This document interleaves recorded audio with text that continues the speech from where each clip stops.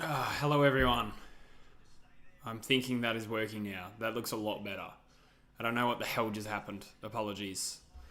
But I'm confident now this will work. So say hello if you're there, please.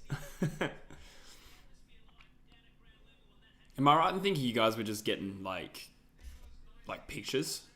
Just different pictures of me? That was it? Ridiculous.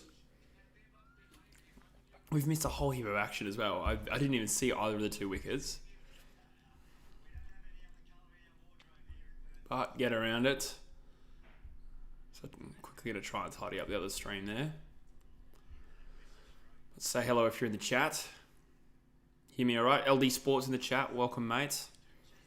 Good to have you.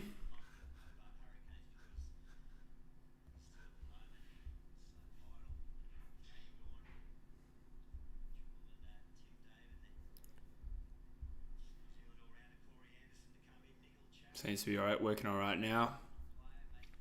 I'm just going to try and hide this other stream.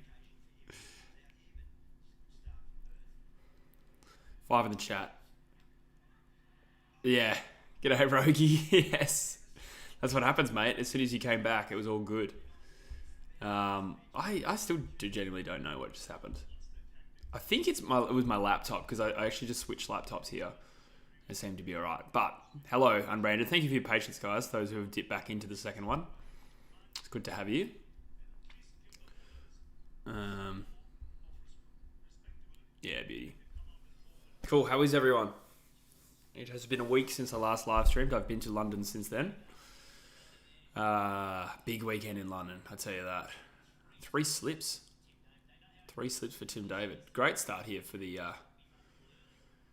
Hurricanes. I mean, the Scorchers. But I'm still waking up, clearly. It's still dark outside.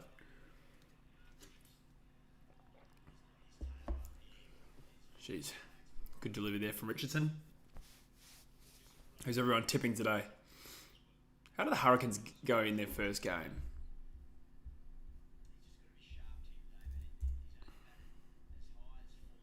I feel like they went all right. This isn't their first game, is it? I have lost track. Oh, by the way, guys, thank you for getting me to 25k. It was a nice thing to wake up to this morning. Set that goal of trying to get there by the end of the year. And we have now arrived. It's cool. It's cool. I appreciate it a lot.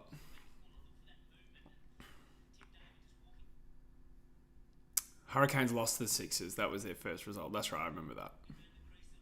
I did watch it. I've just forgotten already what happened. How was the Strikers yesterday? Didn't I predict them to come last? What a dickhead. Come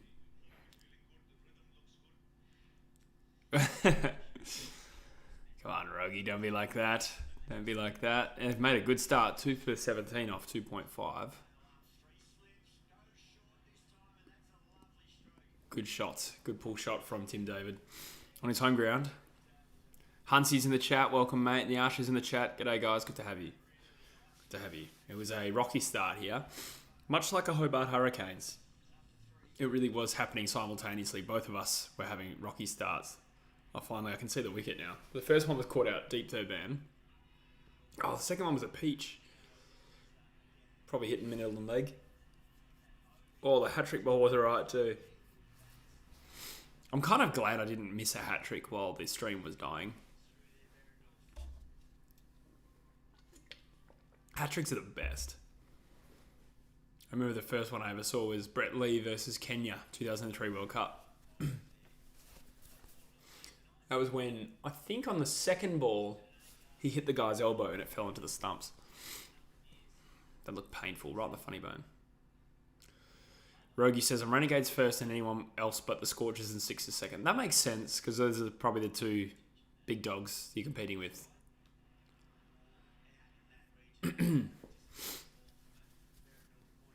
Mind you, who is it that's played well so far? The Heat also have a win. They did. They beat the Sydney Thunder. Sydney Thunder also lost to Adelaide. So Sydney Thunder are 0 from 2, aren't they? And the Sixers are 2 from 2, sorry.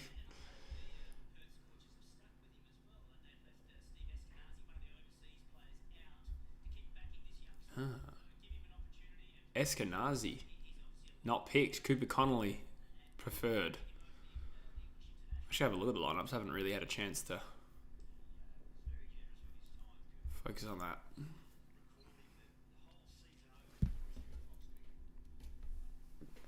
Who's everyone going for? Other than Rogie. Nash, I presume, is a Scorchers man. Did Cameron Boyce get a double hat trick? What the hell? I don't even remember that. Was that in the Big Bash? Or was that like Sheffield Shield or Marsh? Got 16 in the chat. G'day, guys. If you chuck a like on the stream, that would help. Especially after that first stream debacle. That's not going to help.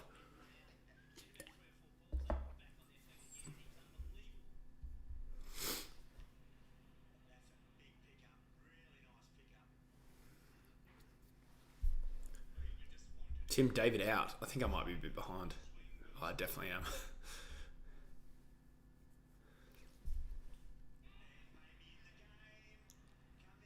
There you go. Caught. Yeah, just happened on my screen. Berendorf. Is that 3 for Berendorf? Fuck, that's a disastrous result for the Hurricanes. Suppose that he wanted to hit it because they're still in that little power play, whatever they call it. A surge. Is that a thing?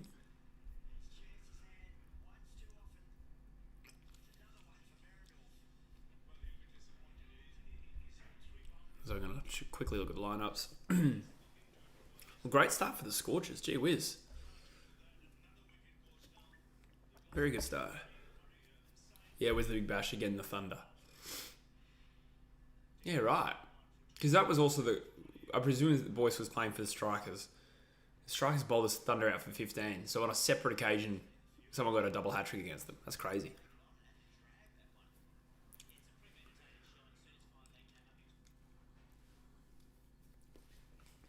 Wonder what the pitch is doing.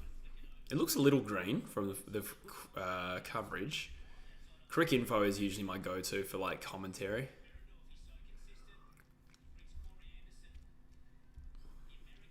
See what they said at pre-game. Jason Kiddo up 5. Yeah, 5 would be a great achievement. In T20, that's good.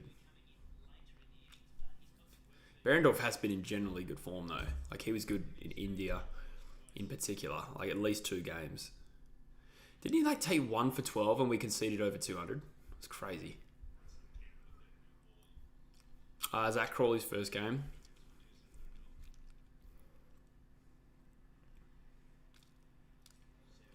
Mitchell Owen, Nikhil Chowdhury, Billy Stanley, Hatsoglu out, Riley Meredith, Matthew Wade. We've got Agar in, we got Lance Morris in, and we dropped Eskenazi, Hobson, and McKenzie. Nothing really said about the pitch.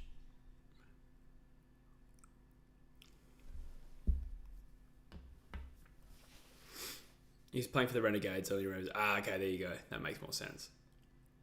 Crazy double hat trick. Do you remember what the? I feel like I want to watch it. Do you know the method of dismissal? I could just watch it. I'm sure it's on YouTube. There is some green patches, said Niasha. Okay, cool. It's not just the tinge of my coverage. Oh, that was a peach. Berendorf. That moved a lot. Perfect start for the Scorchers. In his last game before they sacked him, you reckon? Wow. Cam Boyce. Double hat-trick. The first thing that came up was Cameron Boyce's funeral. Jesus.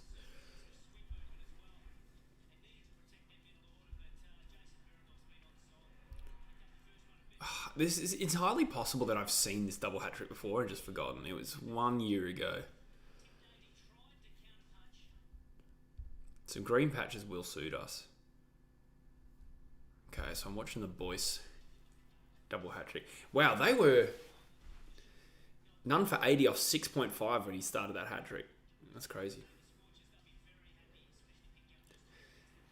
Yeah, Agar is a frustrating player a little bit. He's almost more exciting as a batsman than a bowler. Stumping, second dismissal. On our hat-trick here. I'm also part of the double hat-trick club. I'm going to mention that as much as possible. That is Plum, hat-trick given. He's not acting like he's got a hat-trick. Hat-tricks are a big deal. You got to overreact.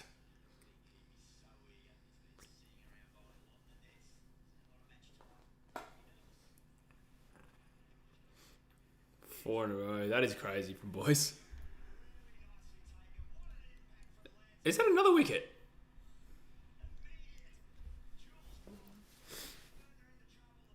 Wow. There's a familiar trend from Scorchers games so far this tournament. No doubt about it. Jules out. The family Jules. Oh, caught it slip too. Great start. For Lance Morris in particular. Peter Siddle is the best. That's a good call.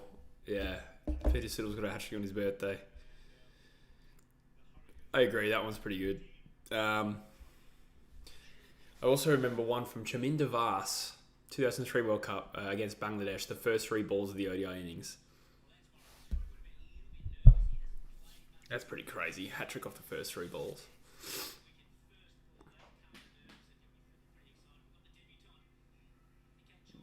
Jesse, pick a game that's remotely close to stream. Challenge. Difficulty impossible. Yeah. Yeah. So far, it's all been routes. Yeah, actually. What games have I streamed so far? The Scorchers killed the Stars. I don't want to speak too early about this, but it's one-sided. And the other one was the one that shortened early, like, was called off early. Like, I think the very first stream I did, I streamed the Stars and the Heat, didn't I? That was the only one that's gone to, like, a full game. Come on, Morris. Chowdhury on debut for the Hurricanes.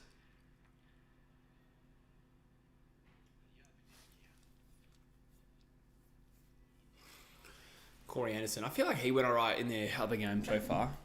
Like a little cameo innings.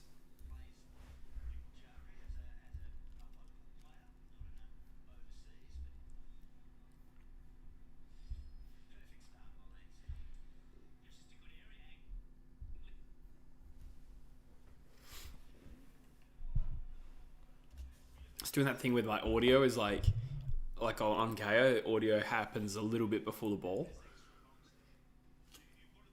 So you just hear dunk, oh, like as you're still running in. Gee, Perth really do have a hot attack. And I don't mean in looks.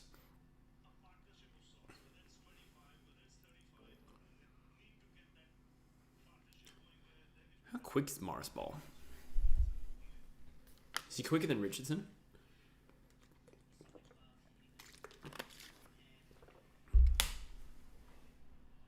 Oh, great ball. Interestingly though, didn't carry to the keeper. And it was at a good length. So I wonder if there's some like inconsistent pace with this deck. Or was it a slower ball? I see. My bad. That makes more sense. It died on him perfectly. Great slower ball.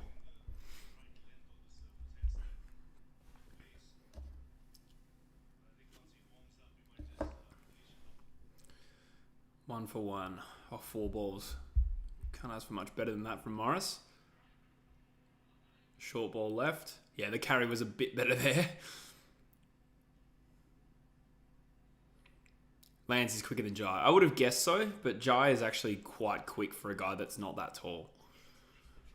I don't know how tall Lance is. But Jai gets around that 140 mark, eh?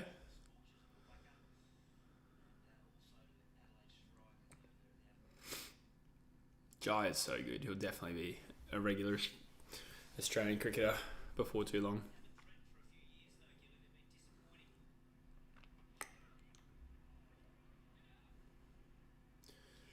Great over for Morris. Oh, direct hit, keeping the pressure on. 3 dot balls, 2 singles and a wicket from his first over. He's compared to Sean Tate. Yeah, I see that with these kind of a slinging action, isn't he? Didn't actually look at like what speeds he was getting there. Oh, Sean Tate. What was Sean Tate's fastest delivery? I want to say I don't think he hit 160. Well, maybe he did. But he was certainly like 158, I reckon. Around that pace.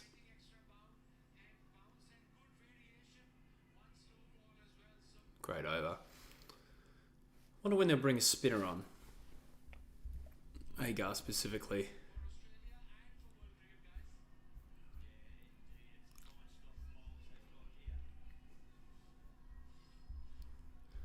What other options do we have? Well, Connolly's a slow arm, left arm slow, as they say. So Berendorf will go in. Who else have we got though? Ty, Agar. Does Laurie Evans bowl? He does, doesn't he? Yeah, might as well go for another wicket, as they're saying.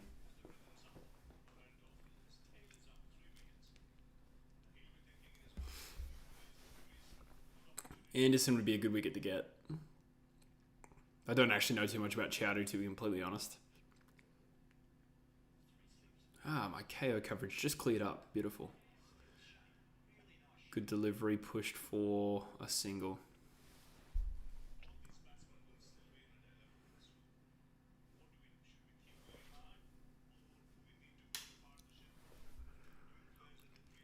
Oh yeah, Turner. Good point. Does he bowl much anymore though? I feel like he's becoming like an elite bat. He doesn't really bowl anymore. I could be wrong. It was a bit like Michael Clark, I remember. When Michael Clark started, he was a genuine all-rounder. And then he became a really good batsman, so he just became a part-timer. I realise that Clark still bowled, but not that often. That being said, it was because of his back partly too. Oh, great ball again, cramping him on the crease. At least the Hurricanes are getting some singles now.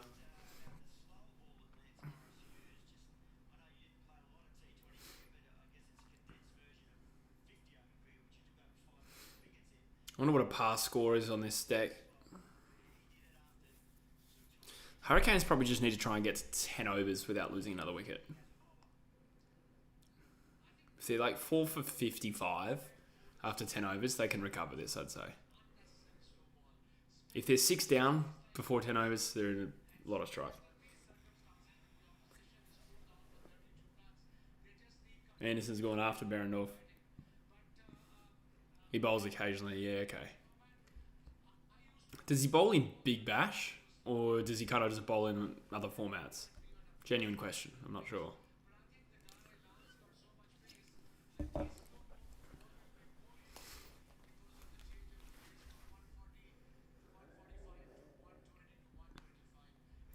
From what we've seen so far, who do we think's the leading contenders for the Big Bash? You'd say the Sixers.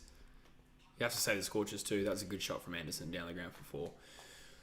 Sixers and Scorchers have emerged as early favourites.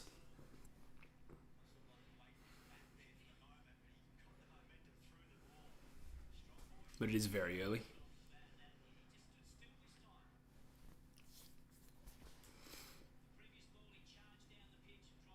Big Bash. Okay, there you go. Thanks, Nyasha.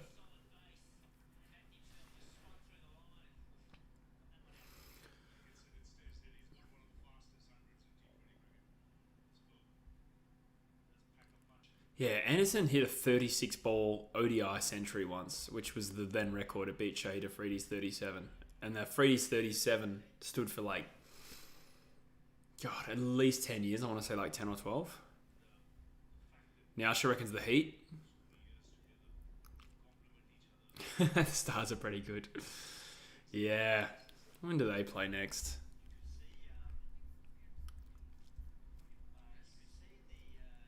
I can stream a Stars game. I've got a spare 45 minutes.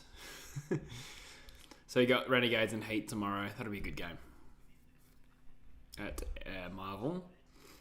The Sixers and the Strikers. Stars then play the Thunder. That could actually be their best chance for a win. Because the Thunder haven't had a great start.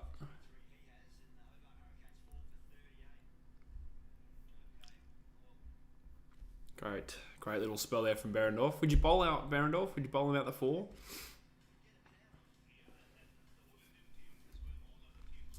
You might as well, to be honest. This is when he's at his most dangerous. As a new ball bowler. Ty's more of a finisher. if as it were.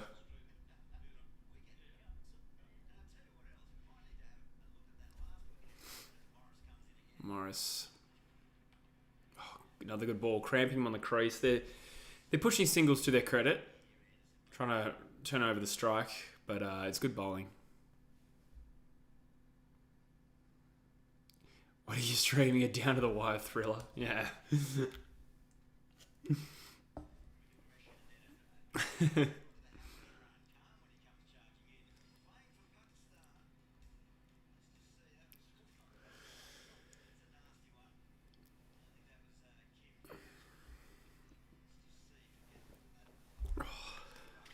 Needed that coffee. I did not sleep well last night. They keep him for the power surge. Okay, what exactly is the surge? I thought the surge was the first 4 overs. I guess not. Is it at the end? Can you nominate for it?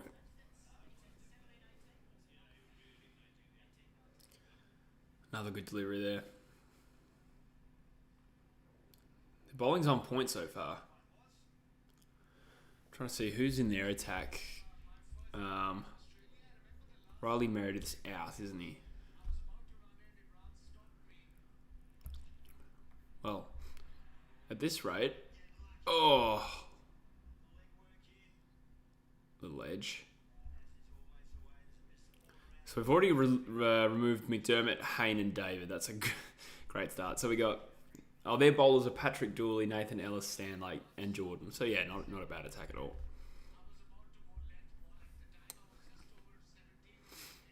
Supercoach open today. Interesting.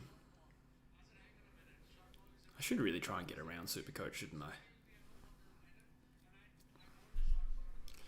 2 overs between 10 and 20. Okay, and I presume it's the batsman that nominate it?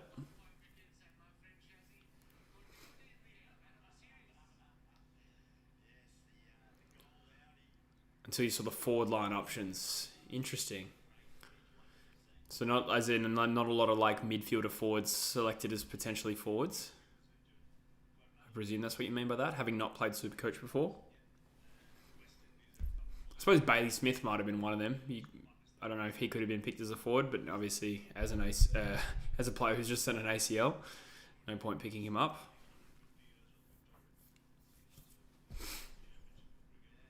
I would have thought Taranto would still be there. Is Dunkley maybe a forward still? He was a forward last year, I think. At least in fantasy, that's what I played.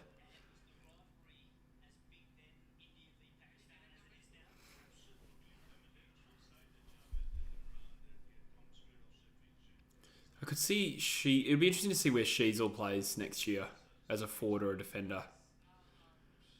I probably wouldn't pick him if he's playing forward in fantasy because his numbers are going to drop off. He's probably going to be overpriced.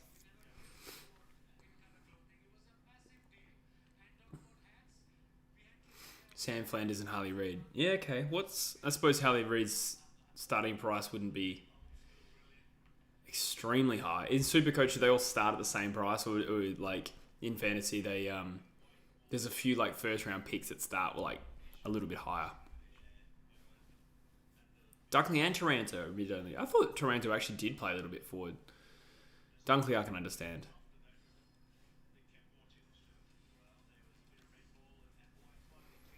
I suppose generally they are just midfielders, so that makes sense. Who are some other good forward options? Not sure about Jed Walter as to whether he'll start. Nick Watson should. Yeah, I don't know.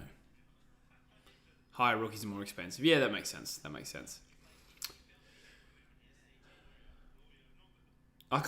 know this is controversial. I wouldn't mind Reid playing in the back line for us. I feel like he'd have a much bigger impact early. I'll be happy with either though. Him playing as a power forward would still add something different that we don't have.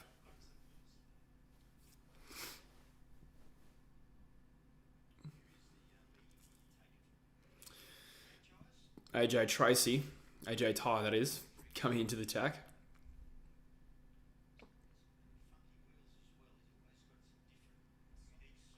Dersma should play pretty early, I would have thought. Oh, great shot. Chowdhury's raced down, pitch and punch it through the covers. The only true premium I have is McRae. Yeah, that's true. Well, with Smith out, I know Smith was also kind of sidelined, but I'm guessing he's still got some centre bounces. Maybe McRae's numbers will go up a little bit again. I think that's logical. But then again, there's also Riley Sanders. They might give some games too. Chowdhury is looking a little bit more comfortable now.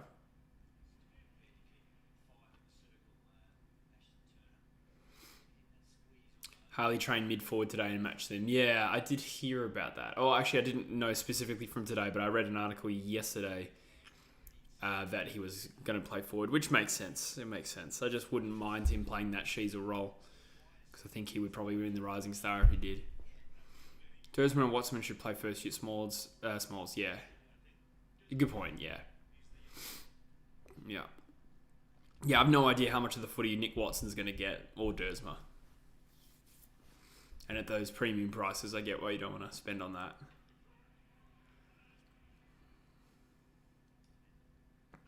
Are there any forwards around the competition that are potentially going to play more as mids?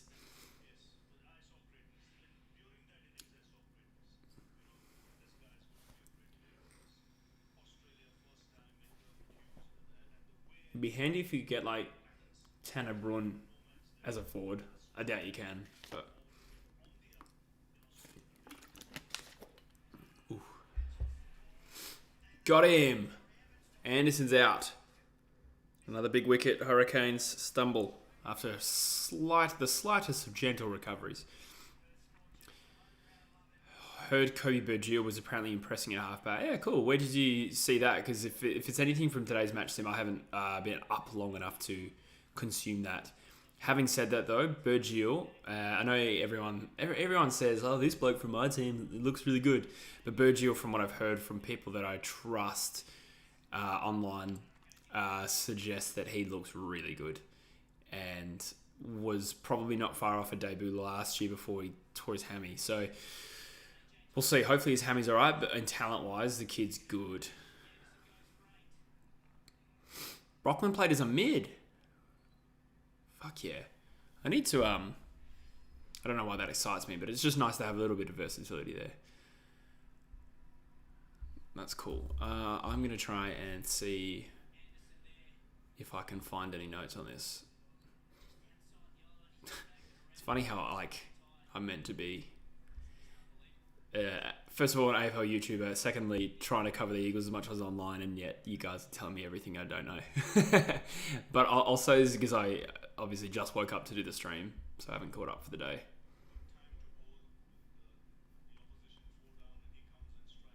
It's not a bad video idea, though, if there's enough info out there. I don't want to just regurgitate an article.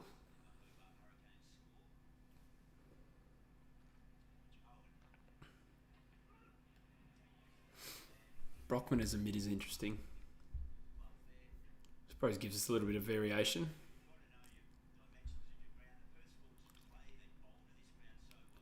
McRae in the team at the moment still at rookie price. Yeah, okay, rookie price, that makes sense. How likely is it that he's going to play round one, though?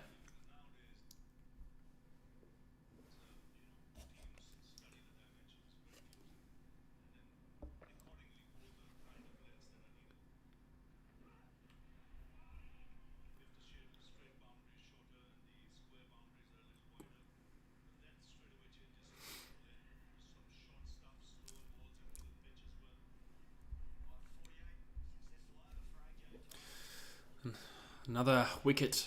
Well, no, sorry, still 5, but another wicket from that over, I should say. Looking very juicy.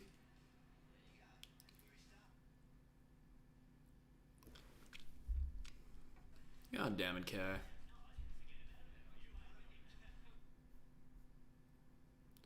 Was Andrew Tye at Sydney Thunder at one point? I don't remember that.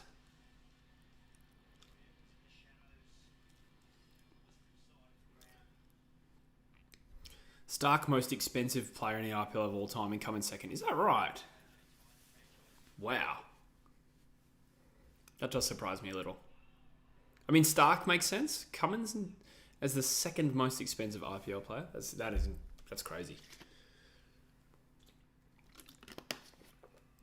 The funny thing is, I think Cummins is a better player, but purely in terms of like T20 reputation, I would have thought Stark makes sense. I'm not sure about Cummins.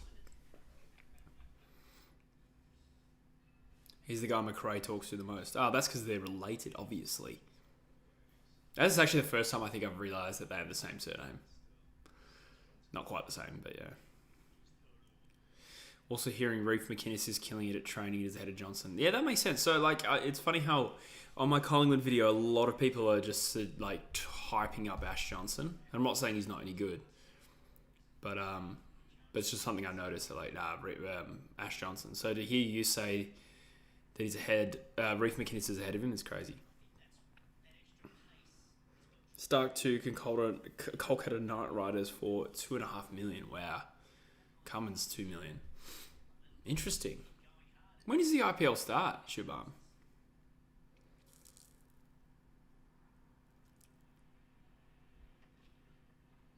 Dot ball.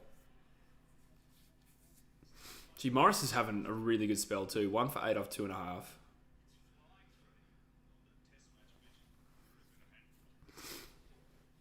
Yeah, I'm surprised that Virat Kohli is cheaper than Pat Cummins. Crazy.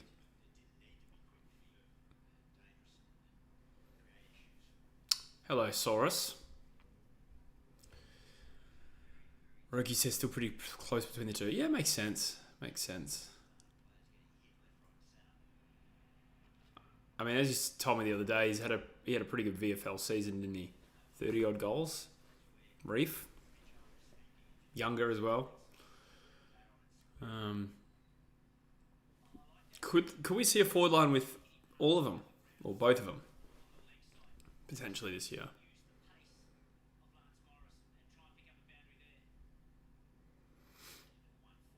There you go. March and in mid-May. There you go. Okay, so we still got plenty of time before that kicks off.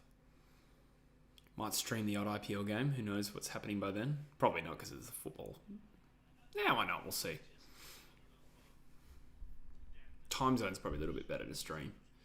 I might get back into streaming Eagles games next year as well. We'll see. Sometimes when they're at 4 a.m, I didn't have the energy last year, but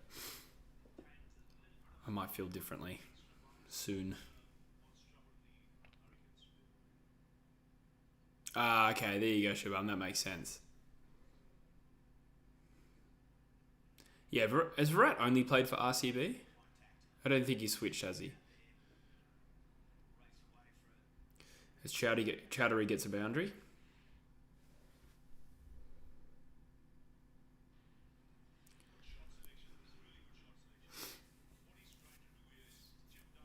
Yeah, that makes sense, Rogie. I suppose it would depend on injury, but best 6 or 7 forwards, not... It's hard to imagine them both in. Yeah, that makes sense.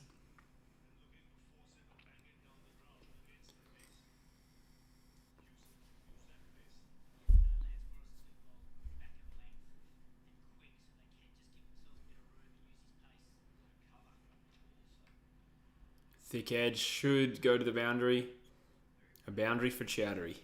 It almost rhymes. 5 for 60 off 9. Chowdhury's having a pretty good little knock here. 18 off 10.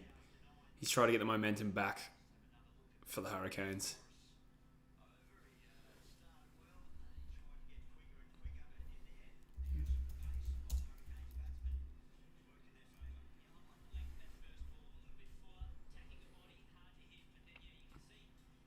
Wow, that's interesting. The only player to play for the same team. Yeah, true. It seems really rare, hey?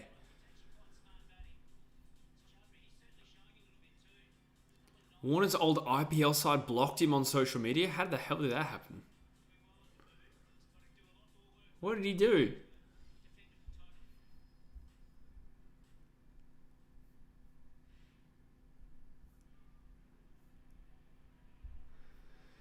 Imagine getting blocked by a professional, like, sporting organisation.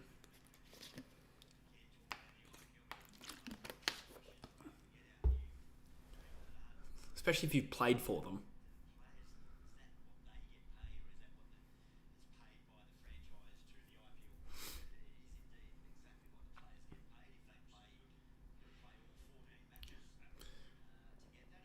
This is Nikhil Chowdhury's. Oh, okay, I'm just learning a little bit about who Nikhil Chowdhury is. So he actually played for India in the under-19 national, the World Cup or whatever it is. No, he just played for him. But he plays in Queensland. So yeah, he's a young Indian man that's moved to Australia. It doesn't say when, but not that long ago.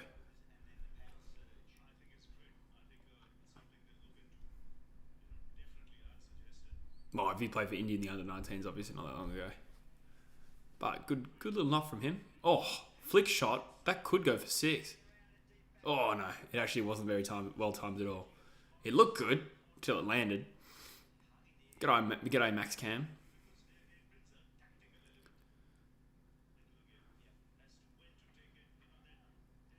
Wow. Just salty. What the hell? I presume is that because he left them. That's next level. Blocked as well. I like it because it's like, why? As though he's harassing them. Okay, he didn't include Warner in the starting 11. I see. There was some rift then. Jeez. That's funny. He really is a, what's the word? I wouldn't even say divisive with Dave Warner. Just a lot of people don't like him. What's happening to Ty here? I thought he was stretching his hammy. Oh, he slips a little bit as he bowls out wide. Niasha says he can't play for India. Okay, why is that?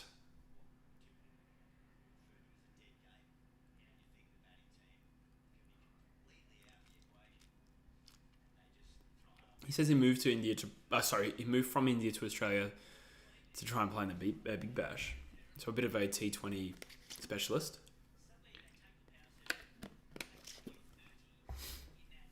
Be cool if we can get him to play for Australia if he's good.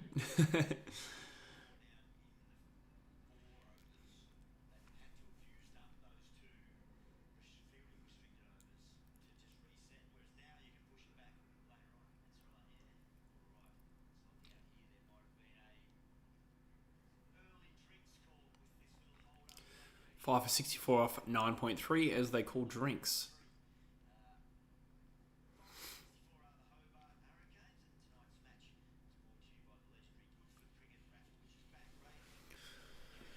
I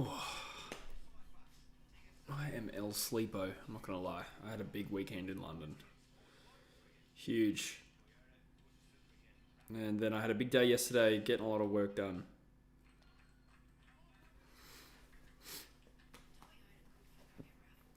He was the captain, now he's in Delhi. Yeah, there you go. Wonder how long he'll keep playing IPL for. I didn't get to see a lot of the test, actually. But I follow the scores every day, because it was on at like 3 a.m, plus I was like down in London. But, yeah, Pakistan bowled out for 89. So my understanding is the pitch was like good to bat on. Obviously, we made 487 or something. And then it just started playing up. Is that what happened?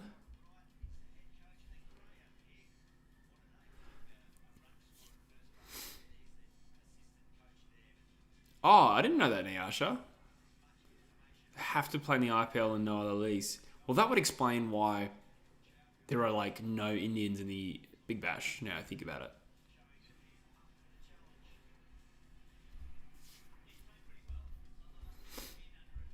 But they don't even... That seems odd because they're not even... they don't even conflict.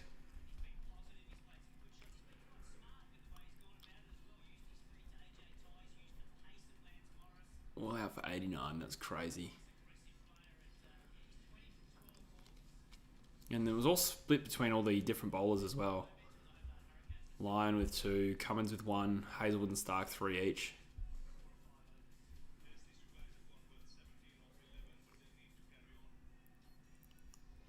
Mitch Marsh got man of the match. I didn't even realise that. Why? 63 off 68. 1 for 34. And a 90. Fair enough. A 90 and a 68 and a wicket. And Warner got a duck, didn't he? So, fair enough. Ooh. Jeez, goes for a Yorker there, and Chowder has just punched that down the ground. Not a bad little play, this guy. I have to say. BCCI don't want competition to IPL. That's true. But again, like I said, if it's not at the same time of year, it's not really true competition, is it? But I guess, yeah, they just want it the strongest league. I kind of get that.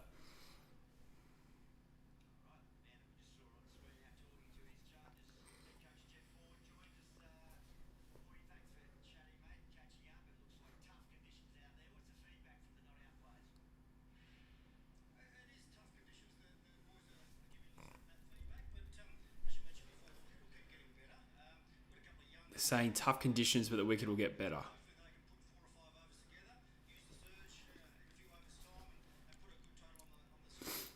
I think the Hurricanes can be relatively satisfied at 5 for 70 odd after 10 overs. Like considering these two, well, particularly Chowdhury is in some form. Here we go, Owen. Lucky fall short. Yeah, 5 for 70 off 10. I think considering where the Hurricanes were, what were they, 4 for 38? No, nothing like that, Rogie. Just a bit of the El Clasico Nicky. Other stuff is not my vibe too much.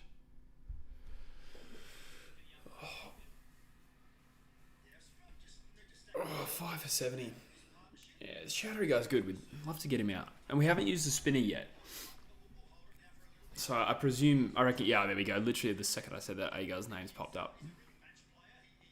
So that makes sense.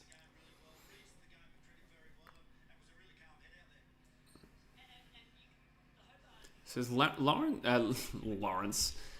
Morris, is he bowled out now? I think he's only bowled 3. I'm a Perth Scorchers fan, Shabam.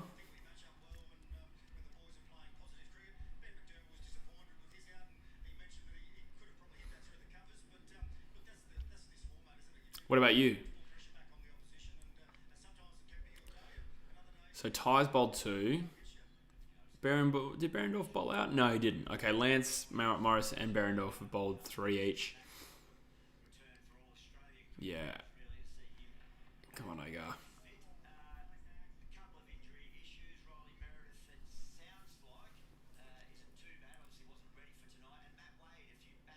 I'll just get a glass of water.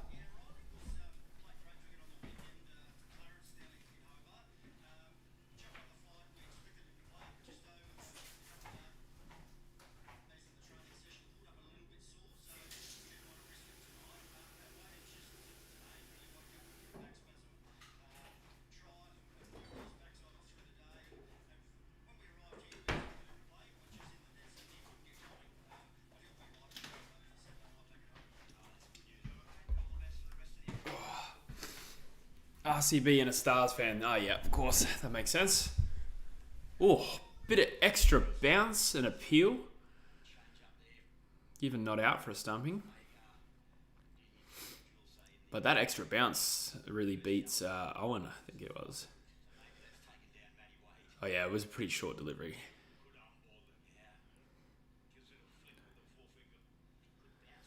One Hurricanes fan ended his stream because of the Hurricanes' performance. Really? That was early. Be funny if they win from here. Not that funny, but funny.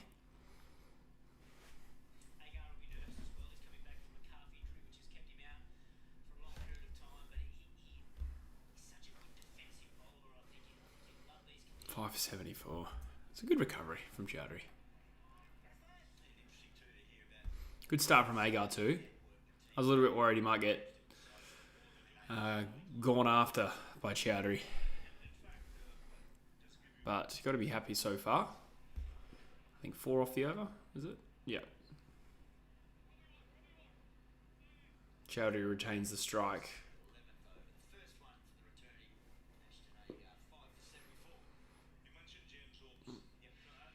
Yeah, that's true. Jesse did the same thing, but he just got them to call off the game. That's right. We live streamed the Perth Scorchers game against the Renegades where they called the game off because of the pitch. That is quite annoying in hindsight. I hope that doesn't cost us. I'm sure the Renegades will probably be thinking the same thing. Oh, there you go. Nyasha. Turner's into the attack. Going for a 6th bowling option. That makes sense.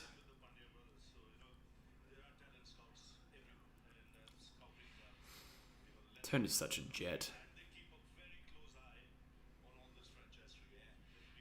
RCB and Stars fan. Yeah, the Stars haven't had a great start, have they? Who won the last IPL? Who's the best team? I need to brush up on my IPL.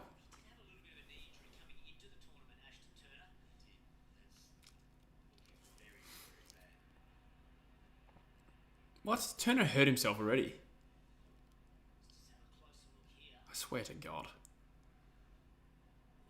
Oh, yeah.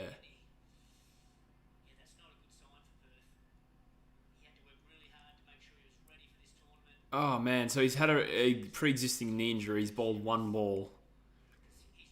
And his right knee is sore. That sucks. Super Kings won last year. There you go. Oh, has Turner already pulled out of the attack? That sucks. He's gone off the field. That was such an innocuous way to hurt your knee as well. I do understand like the load that's going through your knee. But like, it's not often you see a knee injury from off-spinner bowling.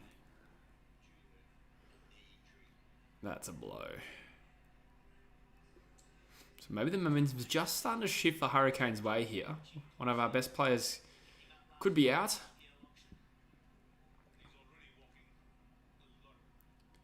At least he's walking it right now.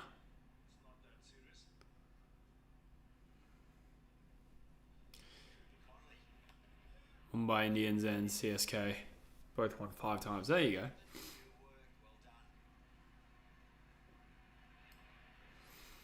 I remember when it first started, I was a Kings 11 Punjab fan. And they had some good players. I think Shaun Marsh really made a name for himself in that India, in the IPL, when it started. But Kings 11 weren't very good. Oh, Owen's gone for a... has he kept that in, the fielder? Laurie Evans, has he kept that in? That's impressive.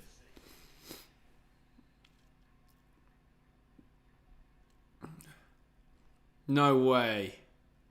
They got the Brisbane one.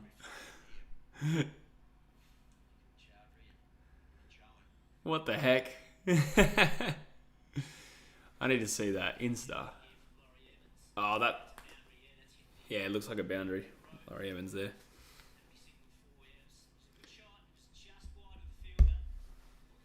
Wow. Mumbai Indians lost 1 million followers in the last 2 days because they removed Rohit from captaincy.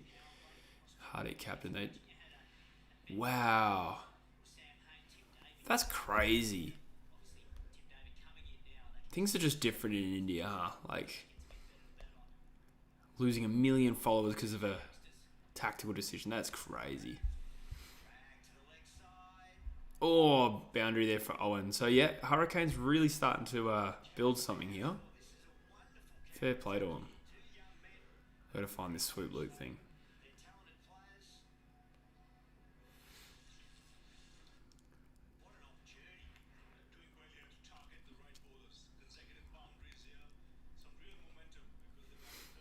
So both of those sets of fans are abusing him. That's crazy. Oh yeah, I've just seen some news that Murphy is clear to resume playing. That's great news. I did fear for the worst a little bit, to be honest.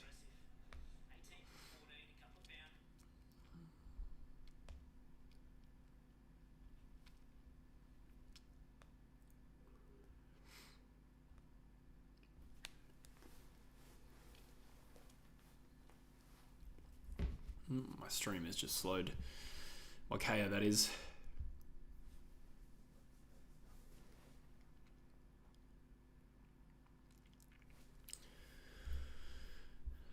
5 for 85.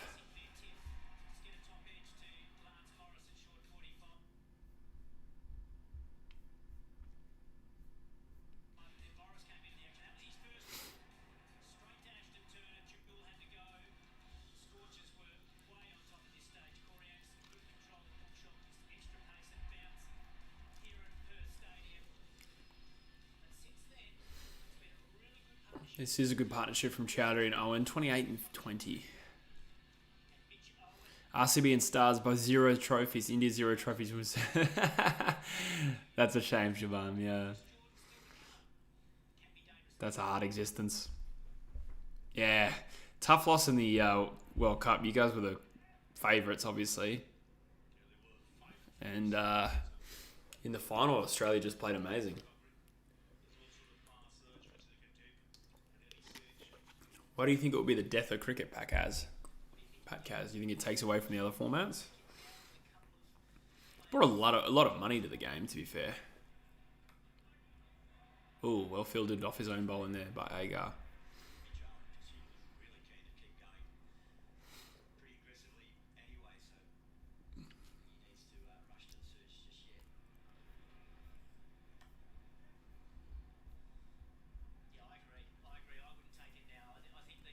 Yeah, Asher, if you're still there, where exactly did you see the notes? Is it from the West Australian for the match sim today? I'm having a look on Big Footy, just quietly in the background, but...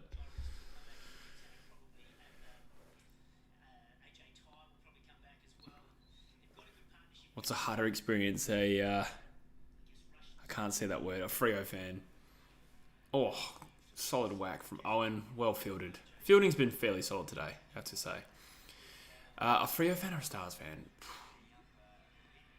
The Stars made it a final. I feel like they have. And Freo have made a grand final. Fairly even, I'd say.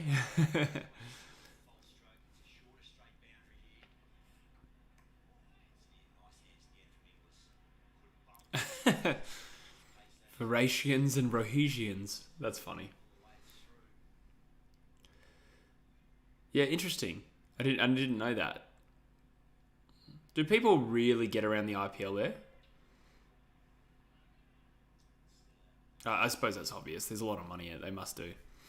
Yeah, thanks, Niash, the West Australian. Okay, I'll check it out later. Yeah. Yeah, St Kilda have had a tough gig.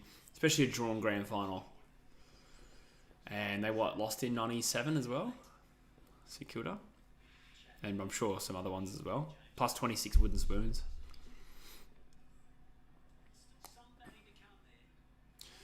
Too many limited over leagues. To be fair, like, as much as I prefer the Australian cricket team, like, in terms of watching them play over Perth, a lot of international games are just meaningless in cricket. Like the same, it's even just this Pakistan Test series. Like, I find it hard to really get around it because it doesn't really matter if we win or lose. I suppose this is the World Test Championship, I suppose.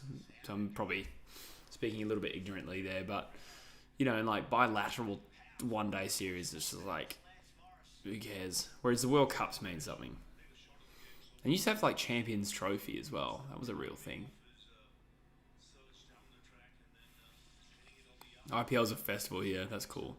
In school zone, bullied by Mumbai Indians and CSK fans. Really? That's funny. It's really captured the imagination of people there. It's been around for a while now. I want to say like 15 years, the IPL. I want to say like 2008.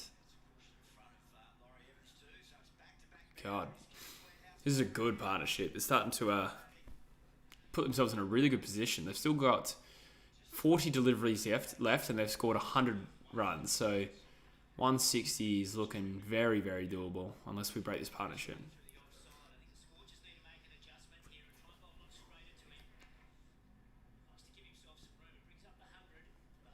That's true, Rogie. That's a good point about the bounce that is.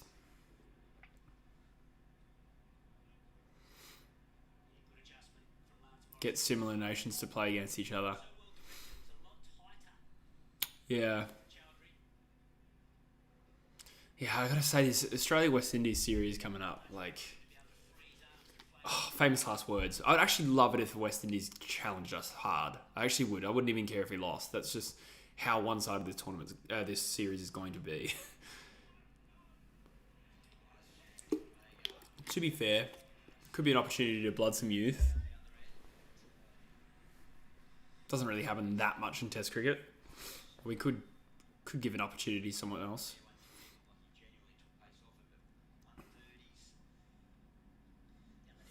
In the bus, there was only one Mumbai Indians fan and all RCB fans, so we could bully him. Yeah, I suppose that's normal. That happens in Australia too. Also for other sports. I don't think it happens for BBL. More like Australian football. Definite bullying happens.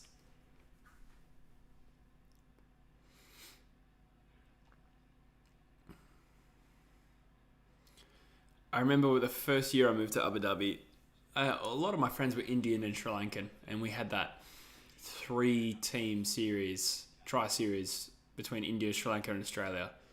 And it was a good series. I think Australia actually came third out of the 3.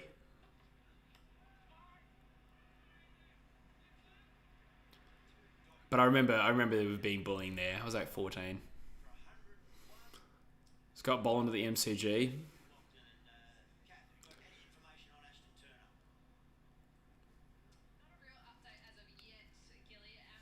True, I wonder who will Warner's replacement be. That's a good point.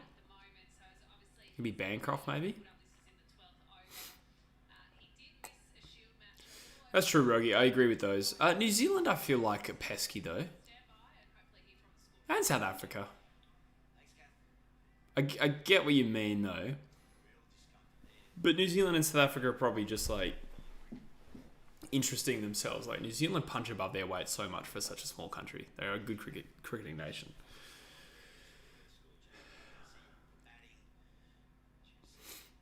To be fair, actually, I think on current form, a series in Australia, probably more nervous playing New Zealand than India.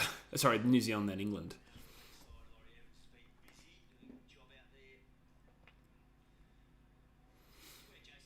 I actually think a Caribbean Test series away, like, that would be kind of more interesting. I feel like that's a bit more of a wild card.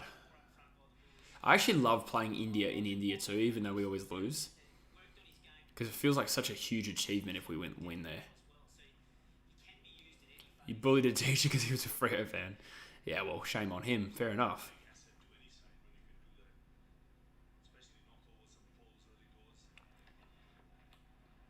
Oh, miss hit there from Owen. Oh, it's fallen short.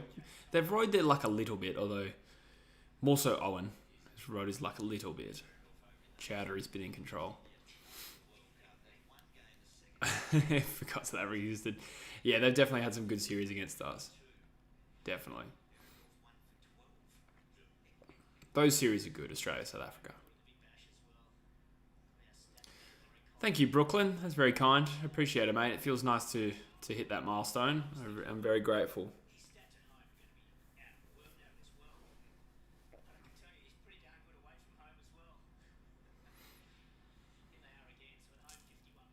Yeah, I didn't expect it. I think I was going for by the end of the year.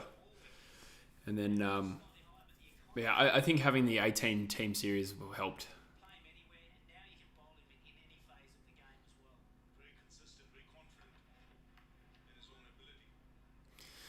Never feel bad about what team you support unless it's Carlton or Essendon. Yeah, it's funny to think, like, when I started watching footy around 02, Essendon, this is just my childlike perception, but to be fair, it was kind of justified. I kind of thought of them as, like, this powerhouse. Like, I feel like they used to beat us a lot easy, but they had also just won a flag in 2000, grand final in 2001, knocked us out of the finals in 2002, and I want to say, yeah, 03, 04, they were around the mark too.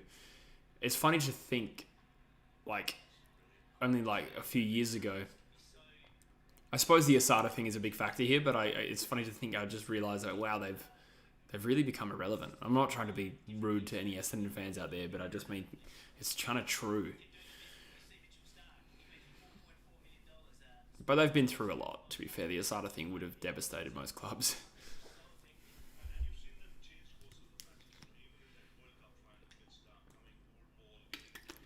Yeah, to be fair, I remember got him. Big wicket. Behrendorff gets his chowder to chop on. That's actually become a really important wicket and a great performance from Behrendorff, 4 wickets. I do remember in 2012, I want to say it was, West Coast and Essendon for the first half of the season, maybe the first 2 months, looked like the best 2 teams. I feel like Essendon started 8-1. Can't remember if that's the year they missed the finals or not, though. But I remember thinking, Jesus, this Essendon team is good. Again, drugs. The idea of Carlton or Essendon not being shit is strange to me since I've been watching. They've been dog water. Yeah. Carlton had this little resurgence around 2011, 2009, 10, 11 to 12. Maybe that was their little window, I can't remember. But they never made it higher than 5th. So, I don't know if that counts. But yeah, cumulatively, there's a long time of no success. But they're good now. I think from a talent point of view, they're here to stay. Do I know about field hockey? I actually don't know too much about it, Shaban. But it's funny, a lot of the countries that play cricket are the ones who also are good at hockey. Australia, India, Pakistan, England, I presume New Zealand. I'm not even sure past that. But it's funny how that works. Carlton had been terrible throughout my living memory. Yeah, constantly rebuilding, eh? I like Pakistan, so it almost makes me feel bad for pumping them. Yeah, my best mate, who I visited down in London, one of my best mates, he's from Pakistan. So I was kind of also hoping they did well in the World Cup, as long as they didn't beat us. You guys are treating Pakistan the very best way in Test. Only India can beat Australia in Australia. Yeah, I mean, England beat us there in an Ashes series, 3-1. That sucked. I do hate losing the Ashes. Here we go, another wicket. Got him. Double strike. Is that Owen that's out? That's an important wicket if it is Owen. And that gives us some ascendancy back. Good little, what do you call it, spell from Agar. Really wish they would have the scoreboard on. I look over and think it's just a replay. Do they not have the scoreboard on?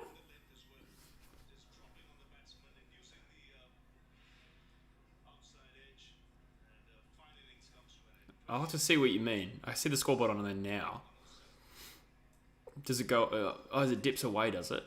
I didn't even notice that. Hockey's our national sport. Really? I wonder what makes something a national sport then, if nobody cares about it. Who decides what the national sport is? That's kind of fascinating. What is Australia's national sport then?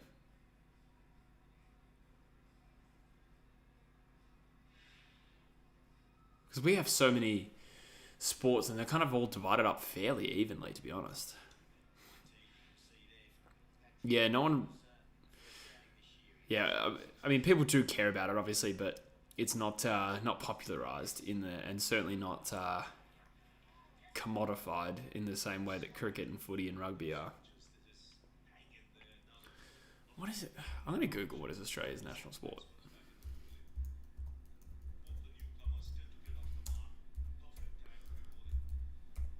What's America's national sport, if there is such a concept? Okay, cricket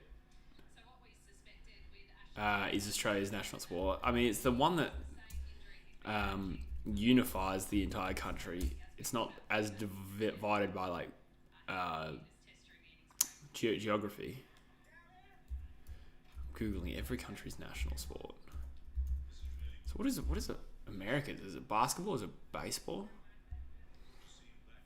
Oh, I found an article. This will be interesting. Brooklyn asks, when is the best time of the year for an Australian to go to the UK for holidays? Pretty much any time during the winter, mate, because that's the summer here. I wouldn't really recommend any time earlier than May or later than September. And even then, I'd probably be looking at July, August. You usually want to tie that in with the European leg as well. It depends like how much time you have and what your interests are. But usually it makes sense to like fly into England, check it out for a little bit, and then go to Europe. But if you want to stay in the UK, yeah, just during that summer period, mate. And I think that works out well because I think that's a good time to leave Australia. It works out really nicely. Unless you really like the cold, like you wouldn't come in winter, unless this is like for Christmas or something. But as much as I like the UK, I'm making it sound horrible, but like during the winter, like you just get so few daylight hours and it's wet rather than pretty, snowy. A little bit of snow. I think it's rained a few times since I've been here, but snowed a few.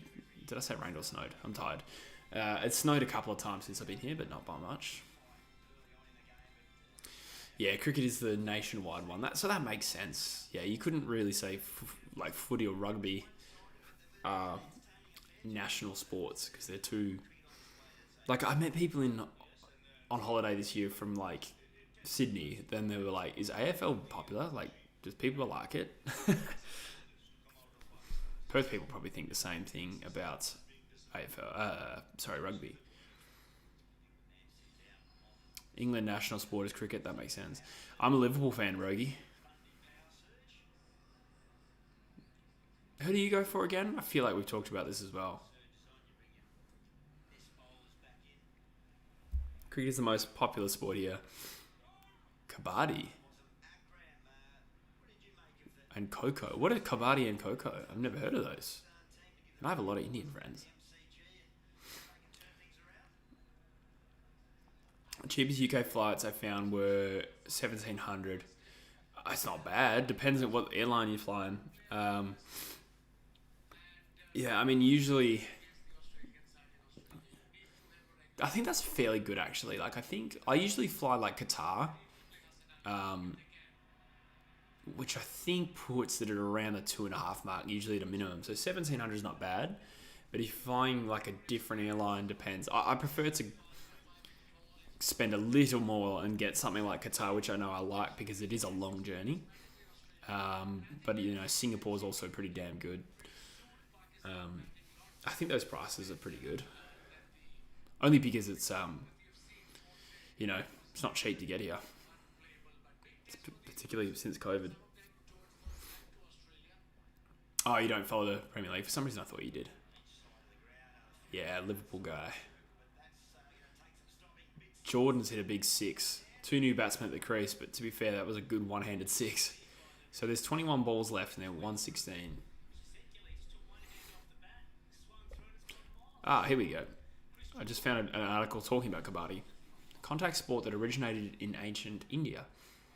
In the international version, 2 teams of 7 players occupy opposite parts of the field. Each team sends a raider into the other team's half who must tag opposing members when his breath is held. How do you regulate that? Tagged players must then try and capture the raider before he returns to his sober. Or hope he inhales before returning. How do you regulate that? That's crazy. So that says it's Bangladesh's national sport too. Canada is lacrosse and ice hockey. Chile is Chilean rodeo.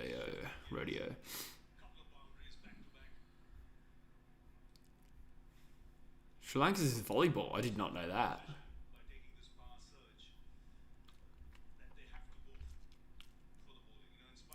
Shubham goes for Real Madrid and Man City. Oh, well, at least you've seen some success in those sports, mate.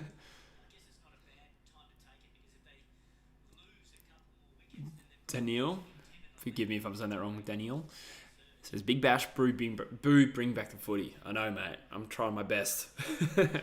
Making heaps of footy content at the moment, but I do like the Big Bash. Has anyone passed out from not breathing in Kabaddi? Richmond FC. Yeah, true. That's a Ted Lasso reference. I get you. I see you.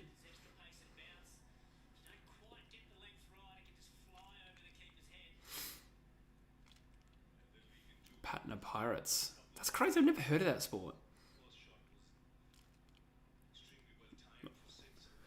I'm actually, I'm just surprised I haven't heard of it. Come on, Draggy. Come on.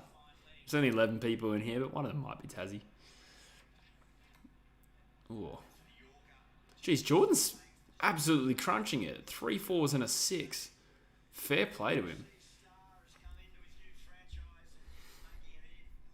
This is still very much a competitive game. 7 for 128, 3 overs left.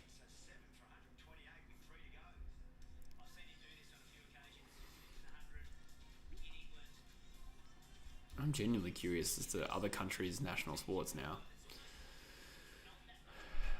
So cricket is a lot of the West Indian ones, like the islands, like Bermuda and Barbados. Cayman Islands, there you go. Czech Republic, ice hockey is a national sport. Oh, England has association football and cricket. Ireland has Gaelic games, that makes sense. I want to see what the United States is. What's New Zealand's? Rugby union, yeah, true. Russia is bandy. South Korea taekwondo, we knew that. Venezuela is baseball. Wales is rugby. United States is baseball, interesting.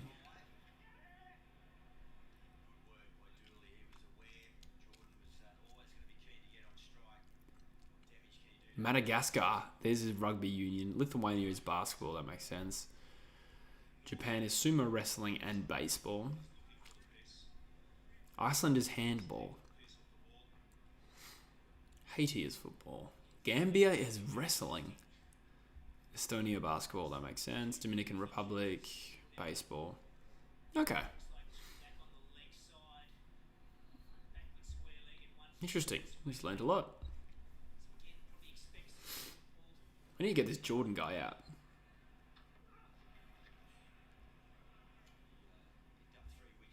Is that a wide? It kind of... Yes, it was, yeah. Well, if you bowl it wide enough, he won't hit it. Technically true.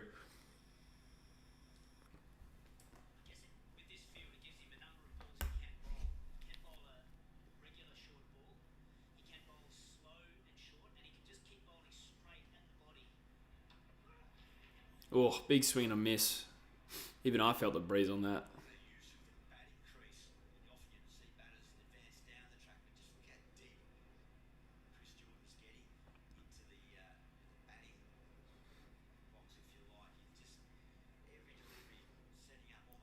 Jeez. I find myself keep saying we need to get this guy out, and Jordan has already become a bit of a problem for us. Bit of a miss hit there.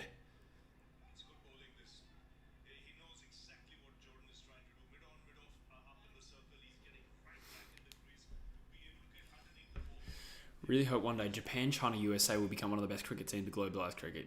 Imagine that. Have to convert Japan from baseball.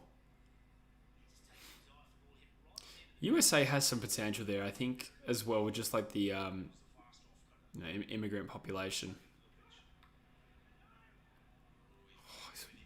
Whipped that for 4. Bad bowling from Ty. Seriously, that was a terrible delivery.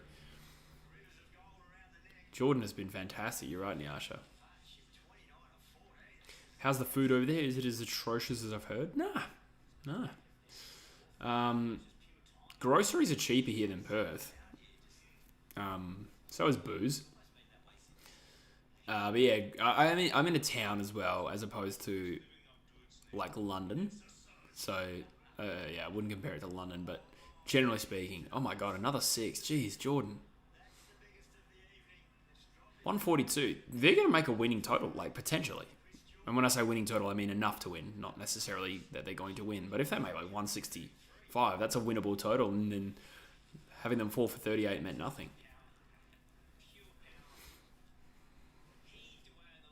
But no, the food's all right, I think. Yeah. I did have an awful Macca's in Brixton, in London. Truly awful. Whereas the Maccas in Melville, where I'm from, the look of beans on toast makes me ill. Really? Beans on toast? I don't mind it. I love a full English breakfast.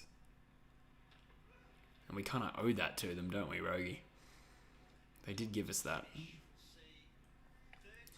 Who'd be your second favourite BBL team? Asked Brooklyn. Good question. I probably have a loose... Actually, I'm not even just saying this for Rogie. It's probably going to be the Renegades. I feel like because I see them as a bit of an underdog team. What I mean by that is like more so going back to when the BBL started. It was the same thing. I felt like the Renegades and the Thunder kind of got sidelined a little bit, while the Sixers and Stars had a lot of that more obvious star power. So I kind of like the Renegades for that reason, I guess. Didn't Hogg play for them for a year? I know Sean Marsh is obviously there. Two icons of WA cricket. Am I going crazy? Did Adam Gilchrist play in the BBL when it started? Did he play for the Scorchers? I feel like he did,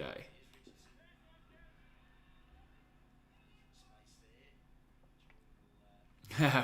Brooklyn's a Renegades, man, yeah.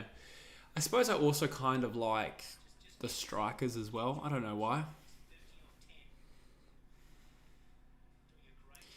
Pat Kaz says he wishes there was just one Victorian team. Which one?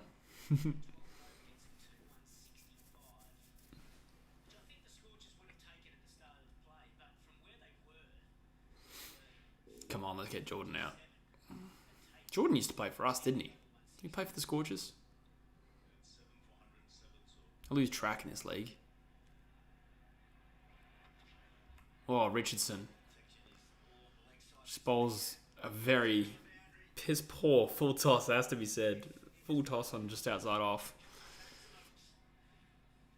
At about just like shin height. What was that?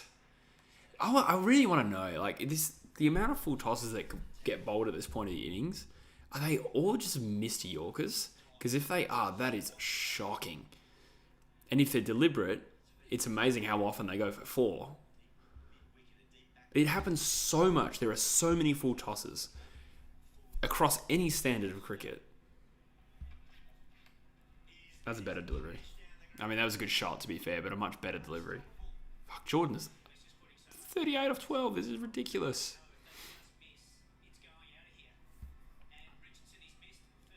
The Canes fan that ended this stream now is looking a bit silly. Agreed. This game is really livened up.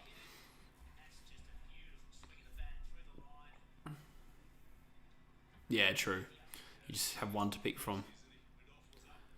Renegades make me think of the Bulldogs. Underdog status and a surprise champion. Yeah, interesting. Oh, you're a girl. I didn't realise that, Brooklyn. Obviously a unisex name. I'm also part of the unisex name club. Yeah, I see the comparisons. Everyone I know follows the Stars, but I always love the colour red. Plus, I'm from Geelong, true, and love it when the Gades host games there, except for last week. Oh, yeah. Did you go to that, Brooklyn? Is that the one that got called off? That was the one, yeah, it was, wasn't it? I mean, the Stars are the Stars, so it should be pretty easy. But hey, if you like a team averaging under 100, the Stars, like, I really thought were going to be like almost like the Collingwood, just going to be like the biggest club. It's amazing how poorly they've flopped.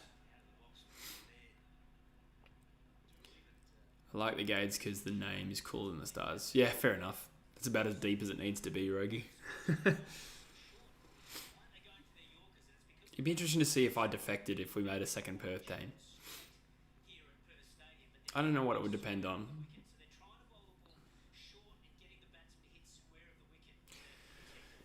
Like, with the second AFL team, it was kind of more geographic. Like, Fremantle has, like, a lot of people have that association with Fremantle. It's got its own identity.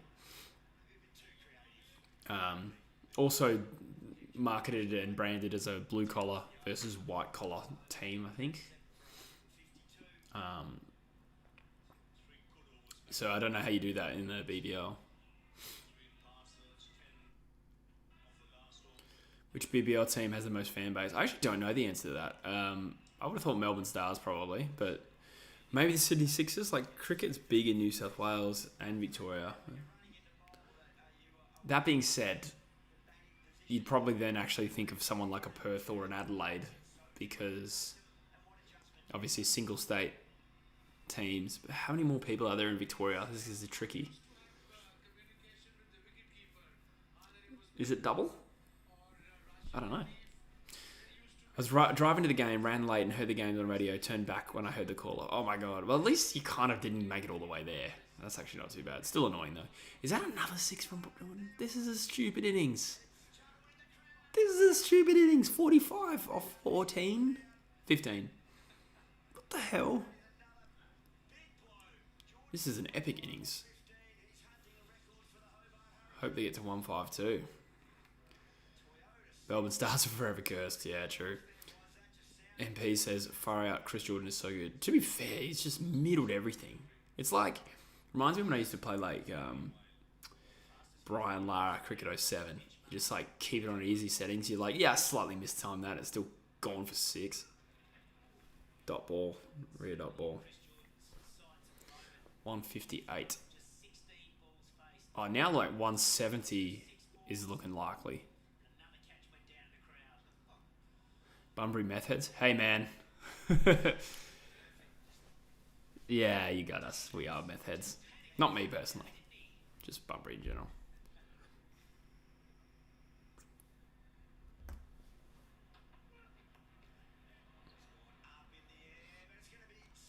This is stupid. That was such a not a good shot. What in the name of hell? This is literally like a cheat code. He's just swinging the bat, and the game is being like, yeah, we'll say that's timed. It's literally like, it's like Ricky Ponting 2005. Is that 16, 17 balls? Are we underdogs now, Perth? Another 6. This is stupid. Yeah, Hobart's well on top. 170. Holy shit. It's crazy. I can't get over that leading edge that went over his head for 6. It was a timid shot that went for 6. Like, what the hell? To be fair, most other shots have been just pure timing. The best Jordan in sports. What happens here? I bet it goes for 6. Yeah, drop catch. That's how you know we're rattled. He's rattled. Berendorf.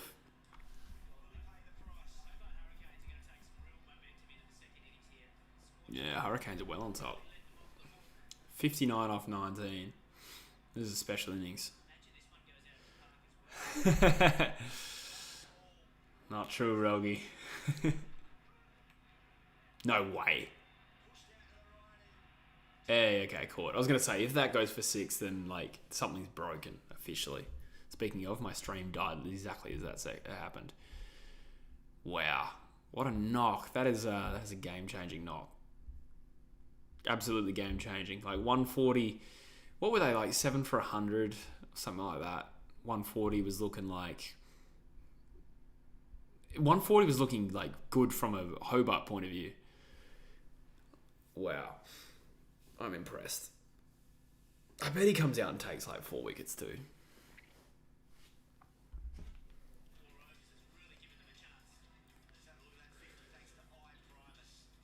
Well, there's your man of the match, probably. Considering as well, he's not even a traditional batsman. Excuse me. I suppose he's in the team as a bowling all-rounder, but...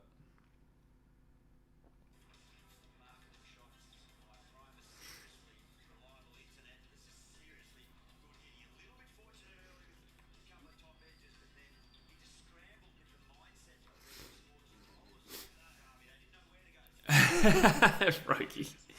How dare you read my mind. Nah, I'm feeling better today. Like I said with that With the one that got called off against the Renegades, I was so dead. I was so tired. I was secretly happy. I'm having fun now.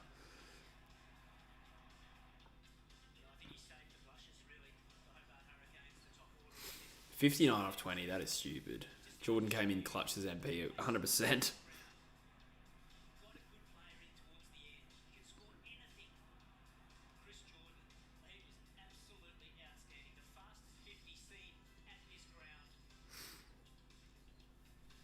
Ty unusually expensive. I feel like. What did he get? 2 for 49. I feel like he was bad in the first game too. I could be wrong. Relying on memory there.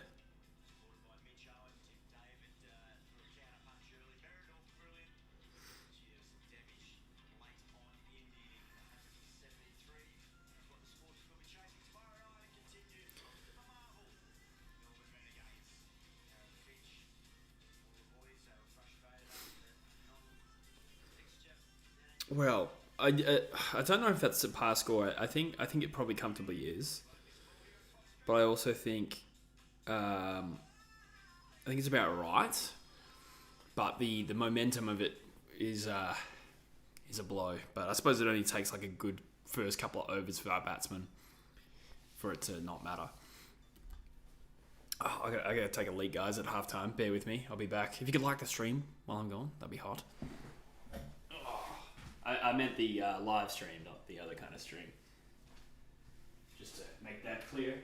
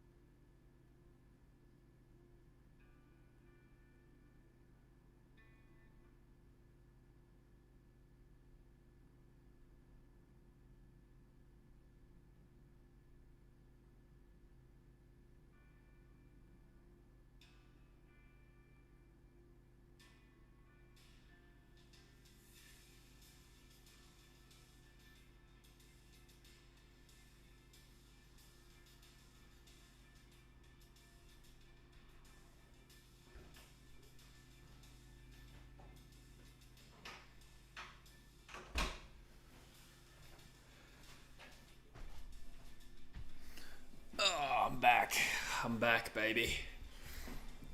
Oh boy, let's have a look at some stats. Actually, you know what I'm doing? I'm gonna quickly read the some notes from the Eagles preseason match sim stuff. 44 on the deck, that's good. That includes Rusco and Gilby. Rogie, talk to me about Trey Rusco. Tell me he's worth a rookie spot. I'd probably just leave him in the waffle, personally.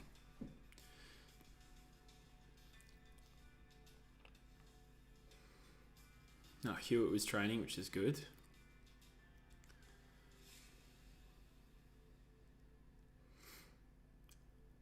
Duggan, Harley, Reid, and Elliot Yeo played inside mid.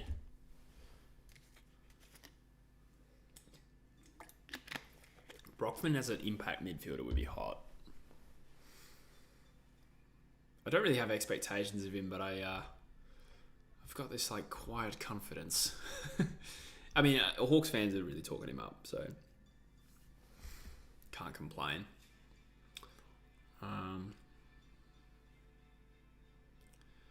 Harley used his fend off at one point. See, Harley Reid doing his fend off at Eagles training doesn't excite me yet because we are like the worst pressure team ever. So I'm not really surprised he's pushing off some of our players, to be honest.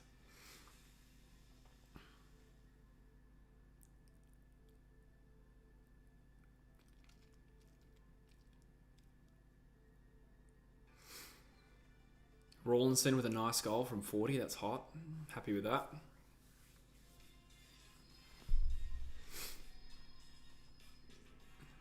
Duo with a couple of nice goal assists.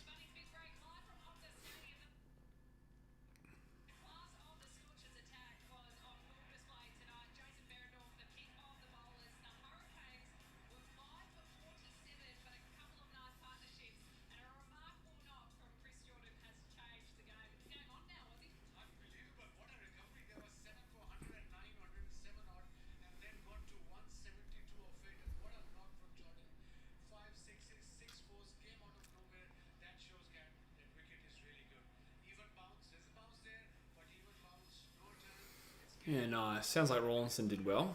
Got to be happy with that. So, back to the cricket. I've got every team's national sport as one of my tabs open. I need to get back to quick info. Brockman will be good for West Coast. Who else are the Eagles small forwards? Liam Ryan kind of counts as a small forward, I'd say, even though he's a bit more medium in nature. Noah Long. Jamie Cripps, kind of. The line between small to medium is now quite blurred as well. But to some extent, you'd say Cripps, Long, Brockman, and Ryan. So a bit of a mix there. Hoping Drew improved this year. He's looking good in pre-season. Yeah, man. He for what he did last year, for a Cat B rookie who was probably not ready for Waffle at the start of the year, had to play Waffle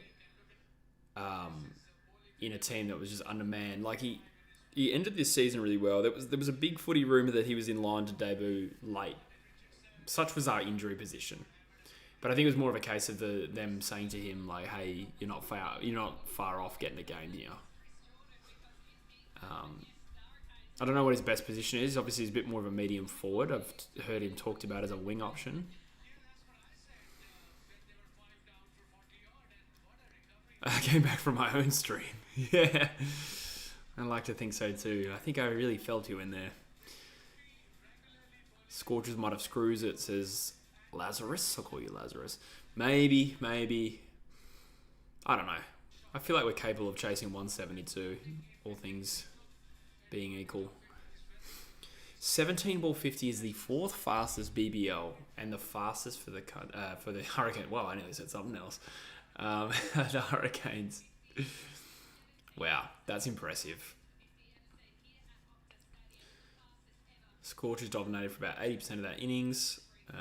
Berendorf had seemingly put in a man of the match performance, but I think that's been bested already. It depends who wins. But yeah, Chris Jordan with a couple of wickets. It looks like they're already out there. Maybe.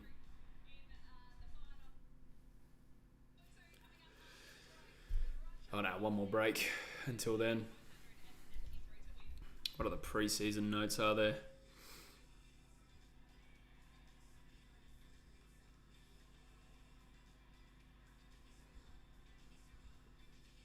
Luke Edwards was busy throughout. I'd really like to see Luke Edwards find a bit of his potential. It'd be sad if he doesn't. I feel like he's been messed around a little bit. They're just like, hey, play deep forward, Luke Edwards. Maybe not deep forward, but high half forward. God, 2023 was such a shit fest. It's not even the results as much as it is. It's just the lineups we were rolling with. Gaff and Luke Edwards in our forward line. Like, well, what the hell?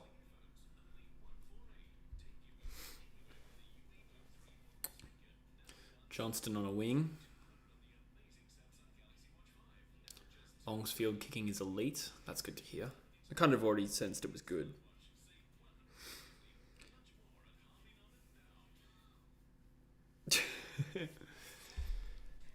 Rogie wants to give me a spanking in a weekly matchup. What's that got to do with Supercoach? Yeah, I'll consider it. Why not? I'm going to suck at it, but why not? We might as well make a league.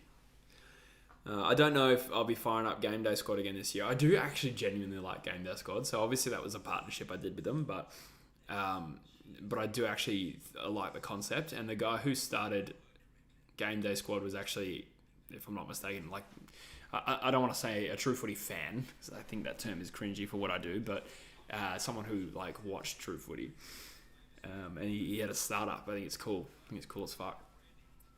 But it wasn't really getting the cut through on the channel. So I don't know if that will fire up again next year. I doubt it. So in the absence of that, maybe I'll make a super coach. I'll keep the game day squad one open. I think it's a good league.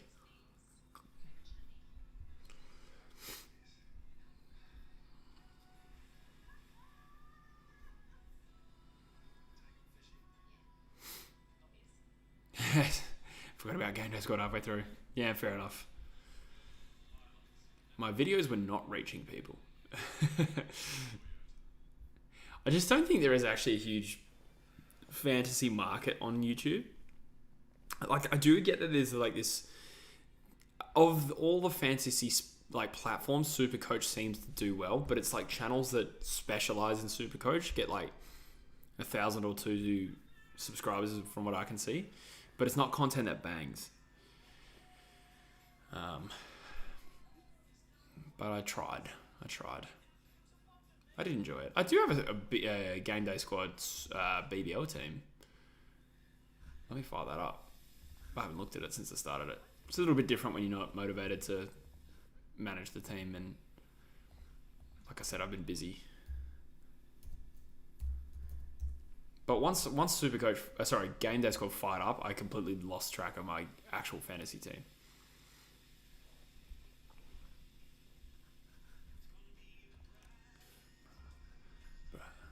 Sunshiny day. Okay. I found the West Australians match sim report as well. God, it'd be nice to have some fit players next year, wouldn't it? Like, seriously. It's not a luxury the Eagles fans have had. It's a decent Supercoach community, so content aside, there's a bit more information going around. Yeah, fair enough. Yeah, okay, interesting.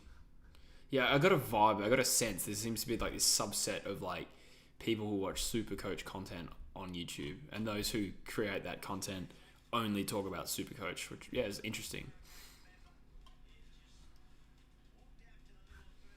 I need to learn about the point system. I think that's the first thing. Like, it feels too random to me because I don't understand it yet. I'll find it myself, but is there like a clear relative algorithm for like how efficiency affects it, or is it a little bit in the dark? Surely there is. It is somewhat unknown how players score points and how their efficiency affects it. It's also easy to follow fantasy in the sense that the AFL app like gives you the AFL fantasy points.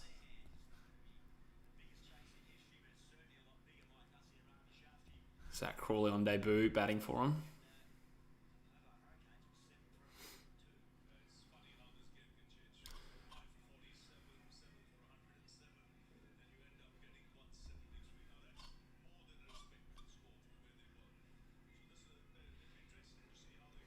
Brooklyn does Supercoach and fantasy every year, but I never touch it after round 1. Yeah, that's why I try not to spread myself too thin, so to speak,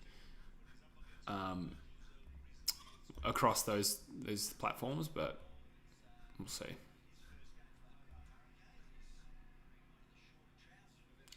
All right, first ball running in.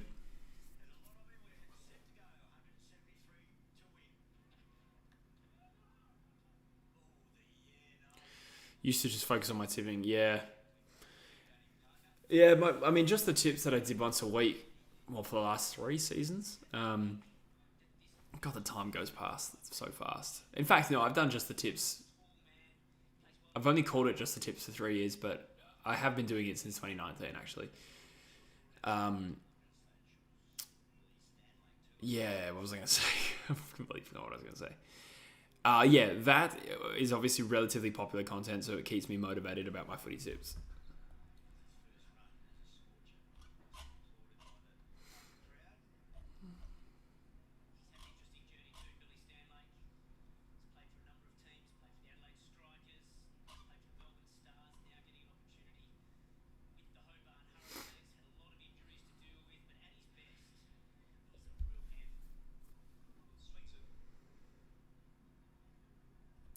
Just found a part of the article where Caleb Bowen is training at Mineral Resources Park, even though she plays for Geelong. Weird. Started fantasy last year, but stopped about halfway through, giving it another go this year. Is there a reason why you prefer Supercoach?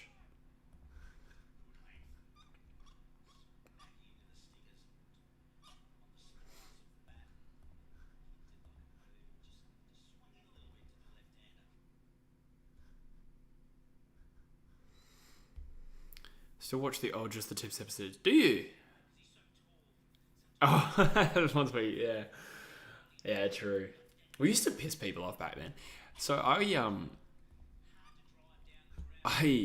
is going to sound weird, but there was a reason I did this. So I Googled True Footy because I wanted to see like how much was being said, on like Reddit and general social media to see if anyone was talking about it. The reason was because these 18-team series that I've just done, I found that the ones that did well were when somebody would post it on Big Footy or somebody would post it on Reddit. Now, I don't post my own stuff everywhere. I don't like to self-promote in that way, but I was kind of hoping in some cases like someone would like it enough to post it on Big Footy or whatever.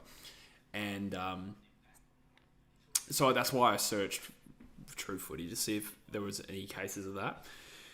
And I found this old thread talking about like people's favorite YouTubers, and I found one just like roasting me and Drewzy for the American accent we put on, and then there was another one that said I like True Footy, but God, he hates North Melbourne. It's just like this all goes back to that year of Just the Tips where we just make jokes, which sometimes can be taken seriously. I think it's because like most of the content is quite analytical, and then I'll just say something dumb, like I'll make a North joke or a St Kilda joke or whatever. Actually, St Kilda was more Drewzy, I think. But people just didn't take it well. But I think that those Just the Tips videos were fun. I would like to bring a bit more comedy back to the show, and I'm thinking of doing that as a weekly show next year. Like a weekly review that's like short, punchy, and has jokes. But it is tough. It's actually pretty tough to merge analytical stuff with being funny, and it's so much easier when you got a partner to do it with. It's hard to try and be charismatic and funny by yourself. It's much easier to bounce off somebody else. Clash of the Titans, exactly, Brooklyn. That's exactly what I was thinking. Yeah. I think that those jokes just rub people wrong. West Coast versus North Melbourne 2024. Yeah, that is a real Clash of the Titans. I imagine just like North fans or whoever, it wasn't always just North, but like tuning in, and then I get up to their game, like, all right, now North Melbourne game, Clash of the Titans, and them just going, oh, I hate this guy.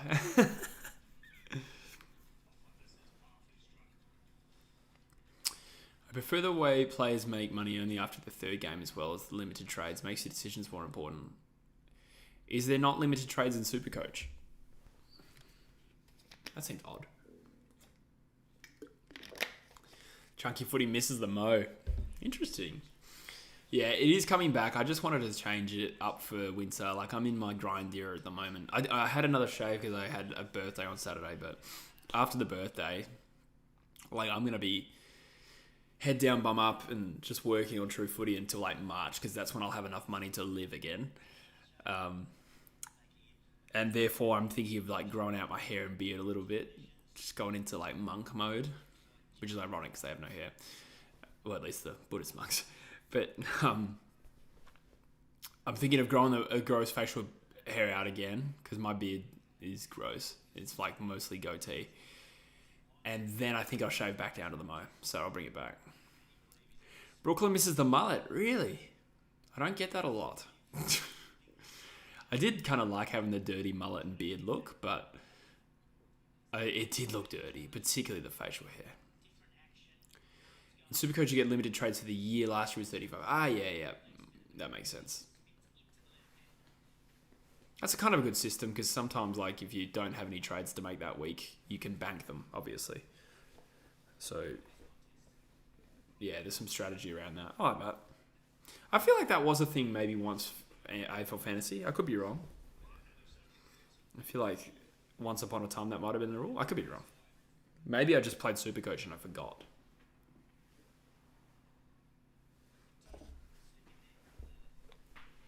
I've dropped something.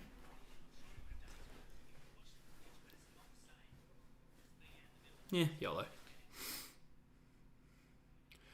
So 12 off 7 balls is a solid start. And only 2 trades per week, 3 during buys. Oh, yeah. With the ability to boost an extra trader. Oh, yeah, right. That's handy. I get what you mean. I'm sure it was you that said this about opening round being shit for fantasy and thingo. I'm sure even just like the people who run AFL fantasy are like, oh God, now we have to manage this. Currently rocking a mullet and what used to be a mustache. I was a fan, yeah. Yeah, I don't think it really suits me that much. I don't know. The thing is, like, when I grew out my mullet, I also deliberately grew out a gross mullet because I was like, I'm only going to have a mullet once. So I let it get real filthy. Real filthy. Like, around my shoulders and skin fade on the side. Like, high skin fade too. Like, I was just like, whatever. I showed some people in Greece, like on my Kentucky, what I used to look like. And I held up a picture of me with the mullet and they were just like, that is disgusting. Never do that again. It was a particularly bad photo, to be fair.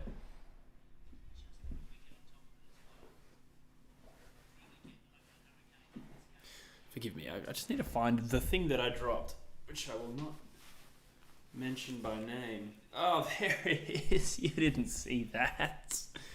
You didn't see that.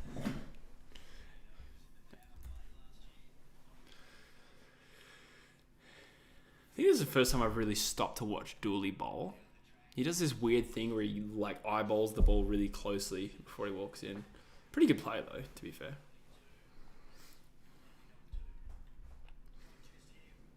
Got 18 in the chat, by the way, guys. If we can get as many likes as people in the chat, that would be great. Please, just for the algorithm purposes. But thank you.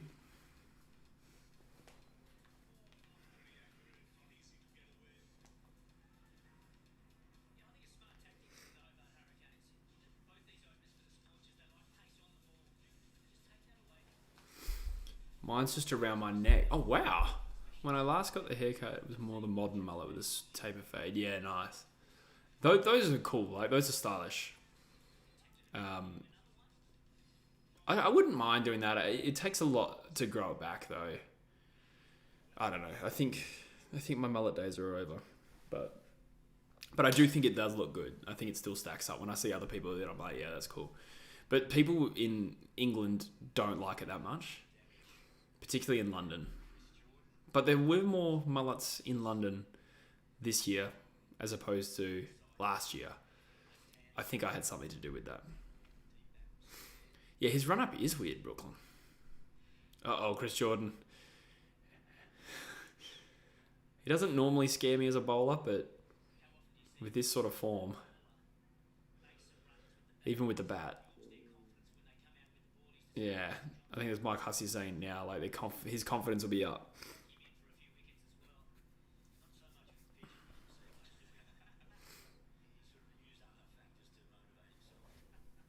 Oh no, I can see that there's a wicket next ball. I'm going to close Crick Info. It's spoiling it for me. Crawley's out, is he?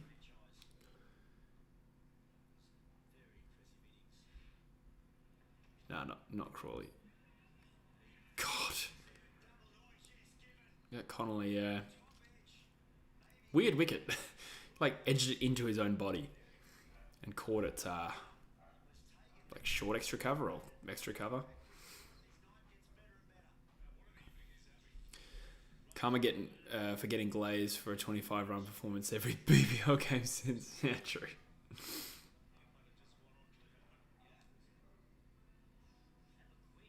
Yeah. So Jordan's made an impact instantly. 1 wicket, no run. God damn it, Chris Jordan.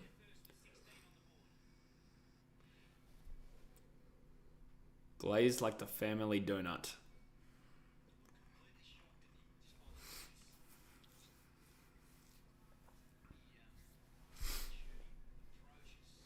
Oh, Rogie, I think I'll probably be doing Collingwood's Best 22 in 3 years today. I've got Fremantle and Geelong coming out tomorrow. I've already done them. I was just thinking, I think I've got Essendon and Collingwood I might do today. Haven't fully decided. Yeah, we'll do those. Yep.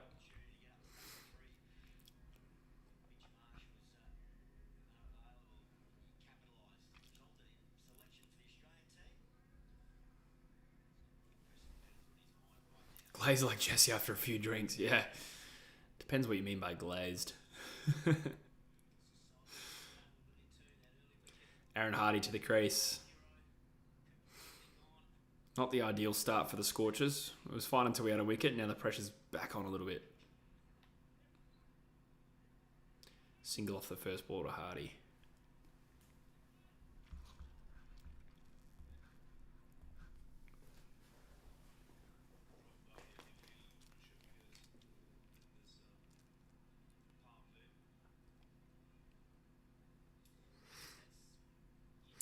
Sometimes I get like business emails to True Footy, but 99% of them are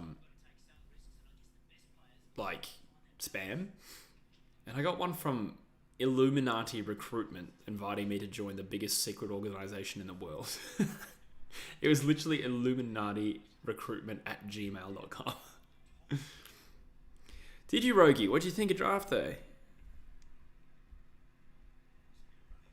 Draft Day is one of my fave films.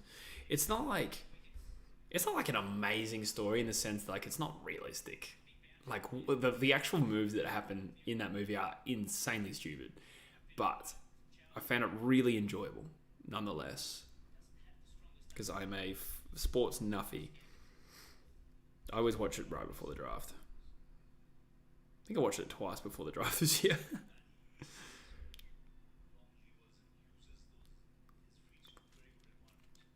Keen to hear your thoughts.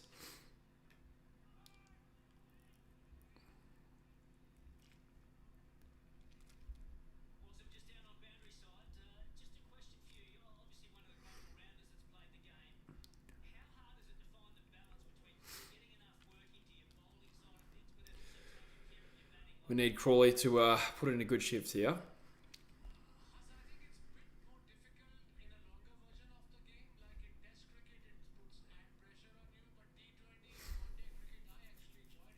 Yeah, I kept cringing how unrealistic it was. Yeah. I mean, the idea that somebody would make all those moves and ultimately didn't have a plan. You know what I mean? Like, he just rescued it at the end. Nice little ramp shot there from Crawley. Fair play. Good boundary. Good way to finish in the over. 10 off it. Also, am I not wrong that the main guy's kind of bad at his job? Yeah, 100%. Like, he just gets bullied. And then he still doesn't have a plan. He gets bullied, he trades all those picks, and then just takes the same guy anyway. It is so ridiculous. And yet I love it. Jordan playing great today. Dangerous playing the BBL for sure. Yeah.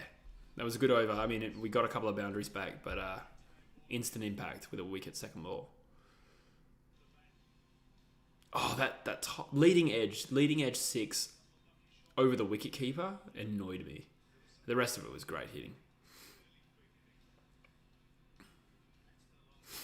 He literally says he's not doing it. He's doing it not for because it's for the best of the team, but to leave his mark on the team. Yeah, he left him marking his jocks.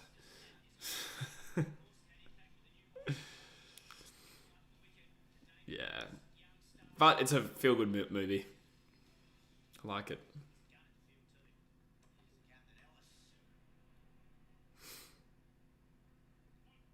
So I'm trying to break down exactly what he did. So he traded up for the number 1 pick, paid, I don't know, 3 times more for the number 1 pick, Fontaine Mack, than he needed to. And then traded all his second rounders for Ray Jennings and Putney.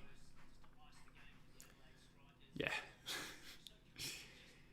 Yeah. So in the end, he just spent more on salary cap, but also got David Putney for 3 years of second rounders. Not David Putney. David Putney and Ray Jennings.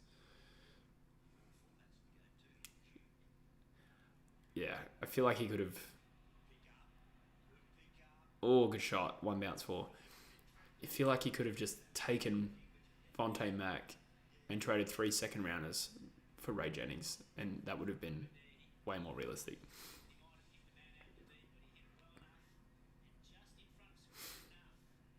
weirdest part after watching it was I kept getting clips. That is weird.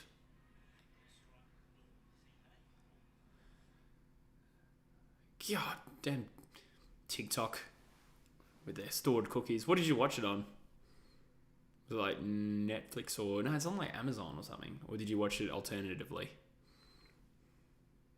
To be fair, to find it to watch alternatively is very easy. You just Google it. It's there. G'day, Fraser. I'm good, mate. Shagger. Good, thanks, mate. It is 10:22 a.m. I did not sleep well, so I'm a little tired. I'm always tired for these streams. I've had a coffee and everything. But I'm having fun. I like these streams. It's a pretty good game of cricket too, to be fair. Pretty interesting. Chris Jordan has done a madness. He has done a madness.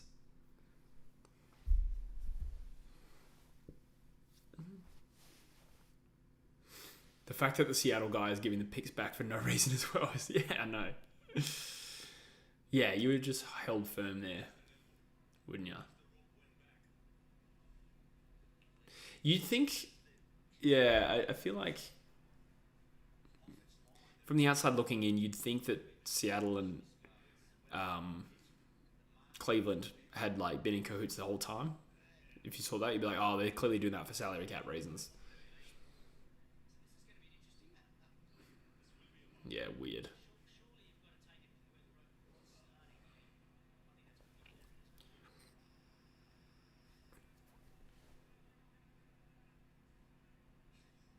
Still, keep feeding me those ridiculous storylines.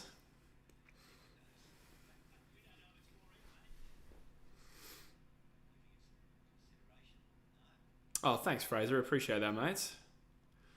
It has been a grind. I appreciate you saying that. I'm glad you enjoyed it. Now I just need to think of some content to get me through Jan. I've got content up all the way through to December. I'm thinking the next series is club's New Year's resolutions for 2024. I don't think it'll necessarily bang, but it's worth doing. Makes me really want to have footage of all the AFL drafts rooms. Yeah, 100%. You do get tidbits. Like there was... well, this year we saw a bit from GWS with Goddard.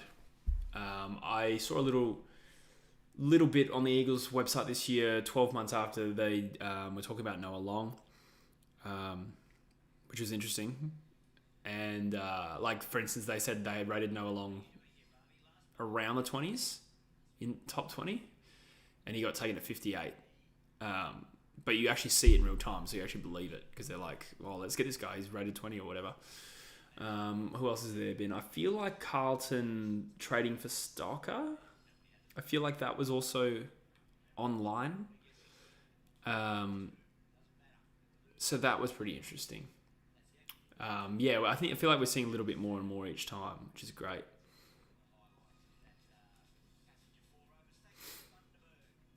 Yeah, I know what you mean, Rogie. Just like a little 2-minute vlog of the day. That'd be cool. Because the draft stuff has exploded online lately. Like the interaction, like trade stuff has always just, well, at least for the last 3 years, been the most popular content I've made. I've seen Tom Morris talk about it. I think I said that on a stream actually. How like a article about Oscar McDonald being picked up as a listed free agent got more hits than any grand final week post or article. It just shows the interest level in trades and drafting now is so disproportionate.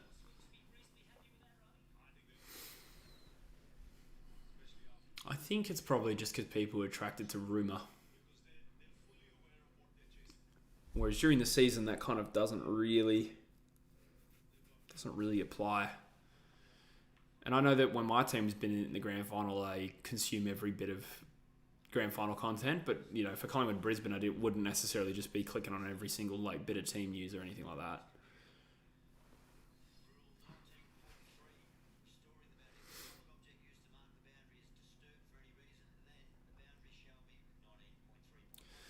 Two or three players from each club that are not so well known currently that could break out or rise. For sure.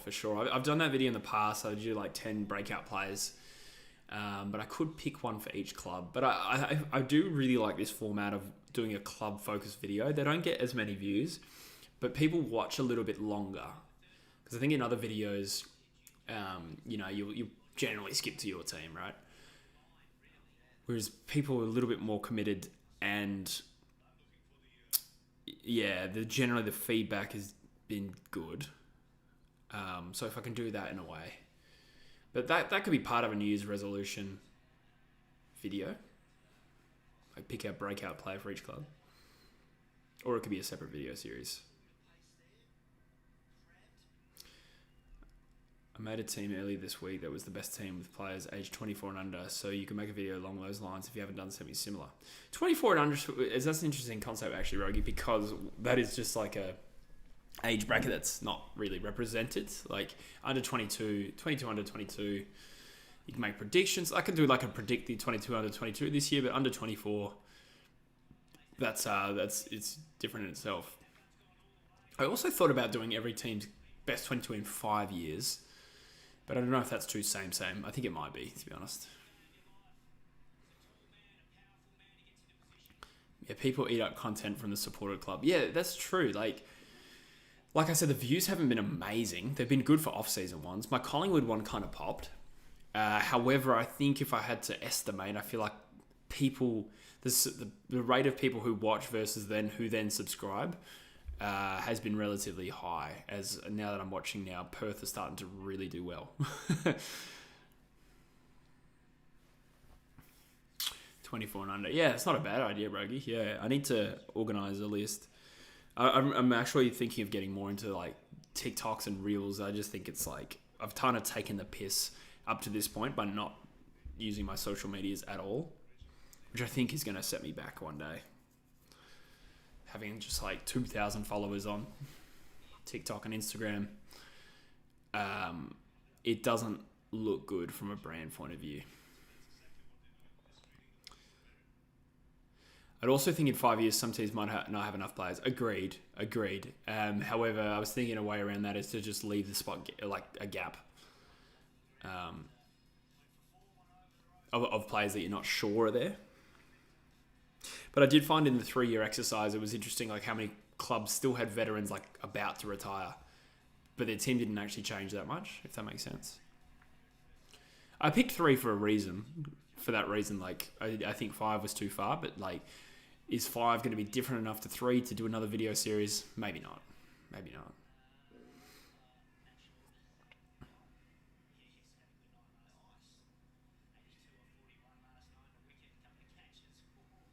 Dooley back into the attack. 1 for 49 off 5 overs is a good start for us. I think that puts us ahead of the run rate, definitely, yeah, so far.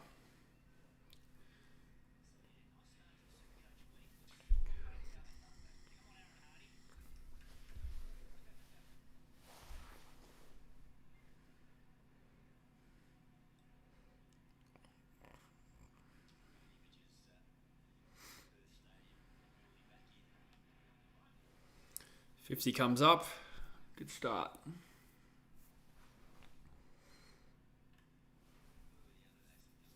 Very good start.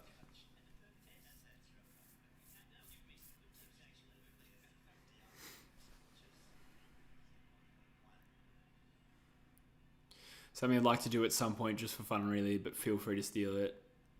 Oh, yeah. I've done that. Actually, I don't think I've ever done that for a video. However, me and my mate used to do that. Drewzy, who I started the channel with. That is fun to do. I can't... Yeah, actually, now that I think about it, this was like uni days when I was just like happy to kill a couple of hours doing something like that for no benefit. I think we used to pick like 6-a-side teams as well. We're just like, should we do a draft? That's fun. I forgot me and Joyce used to do that. Yeah, that's a good idea. But I think we used to pick like 6-a-side. You had to pick like, must have been,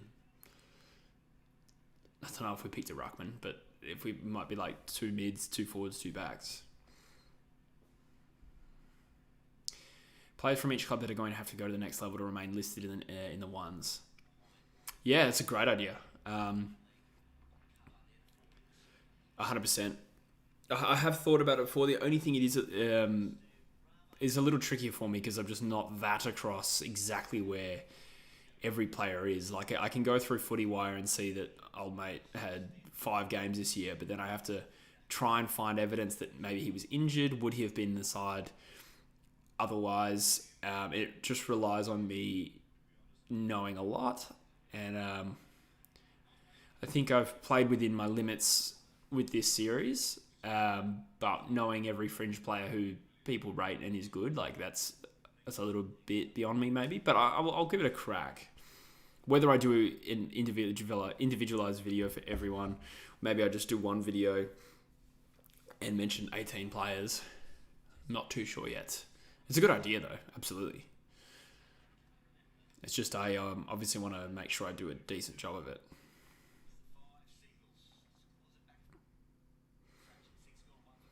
Okay, it'll probably just take some research, that's all.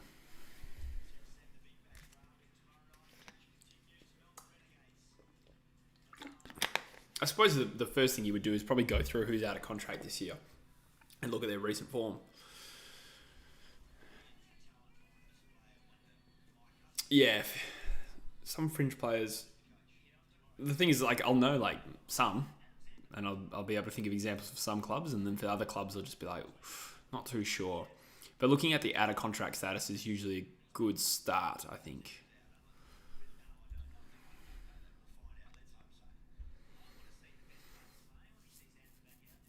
I could easily do it for West Coast, as you'd expect.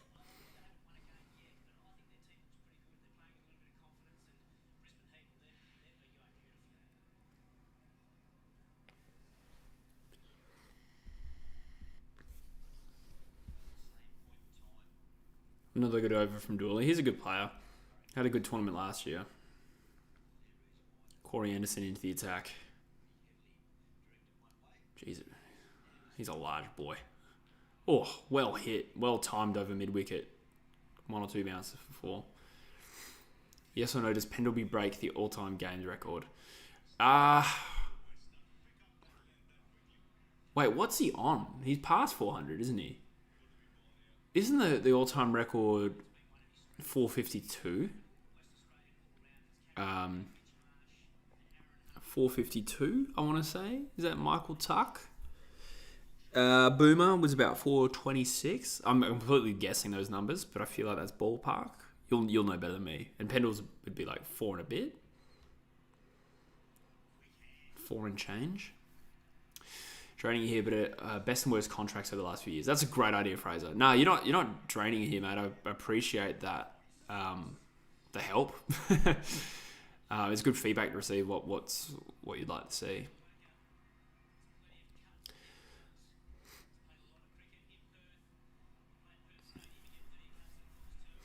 Who are those, Fraser? Let me know. There was one that Kane Corns roasted. Was it like Joel Jeffrey or something? It was some fringe player that got like a 4-year deal. Yeah, I think I know how to go about that video. FootyWire has been an amazing source of information. Although it does let you down sometimes. There are just players listed as uncontracted and delisted, like Connor Butterick. It says that he doesn't play for anyone. James Harms is still on Melbourne's list. There's a few glitches, but...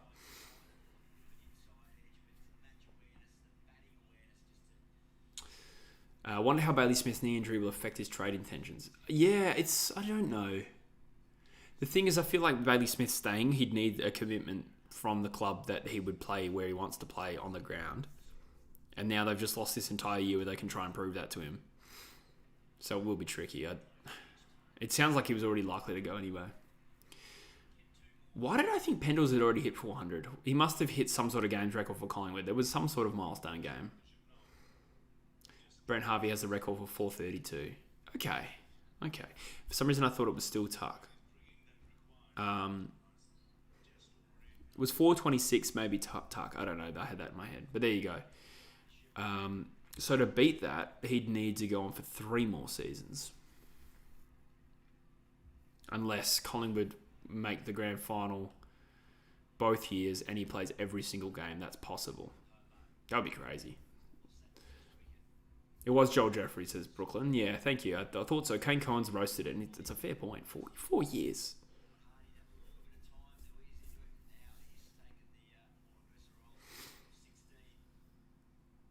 Lowers his value more, true. But that could also lower his value for what contract offer he gets from someone else.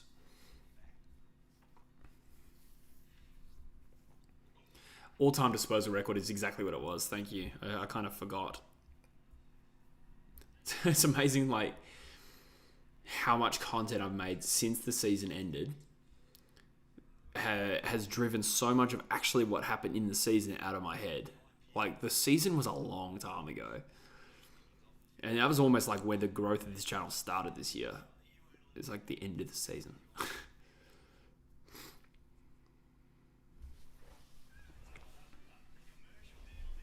Chris is far and large with, I reckon, Eagles top 10 next season. I don't know, man. My optimism has been very, very quelled. I hope you're right, though. Matt Allison, interesting. What's his status? Sorry, no, I'm kind of cheating. There you go. You said it here. Never played a senior game and got a 2-year extension. Interesting. Look more into that. He's a key back, right, Allison? I suppose you give these tolls a little bit of leeway. But then again, you contrast it with someone like Jack Williams. He got 1-year extension. He played like 7 games this year as a key forward. And probably at least the same age.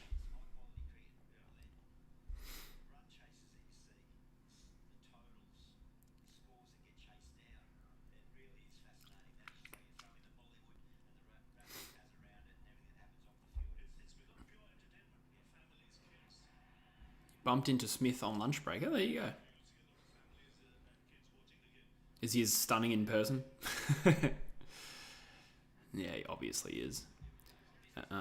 What's this? Oh, Gilchrist got a wicket. That's right. Kings 11. Gangnam Style. My God.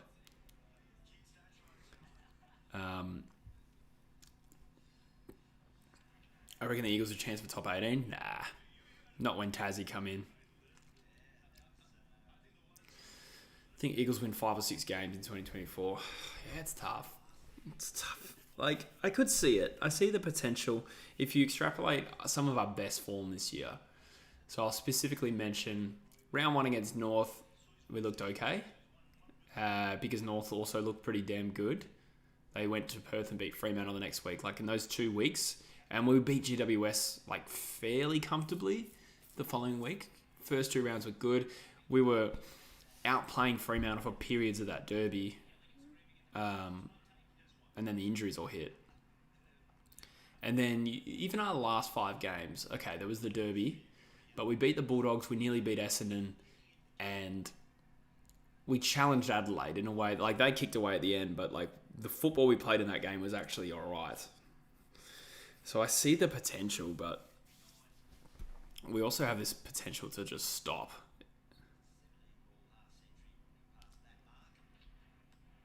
Oh, Crawley has cracked that. That's got to be 6. Yeah, comfortably.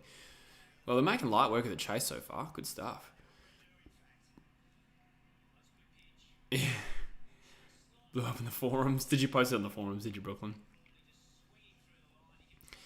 Watch him a lot at Sandringham, and even at that level, he cannot get involved. Again, great athlete, though. Yeah, fair enough. Fair enough. Interesting.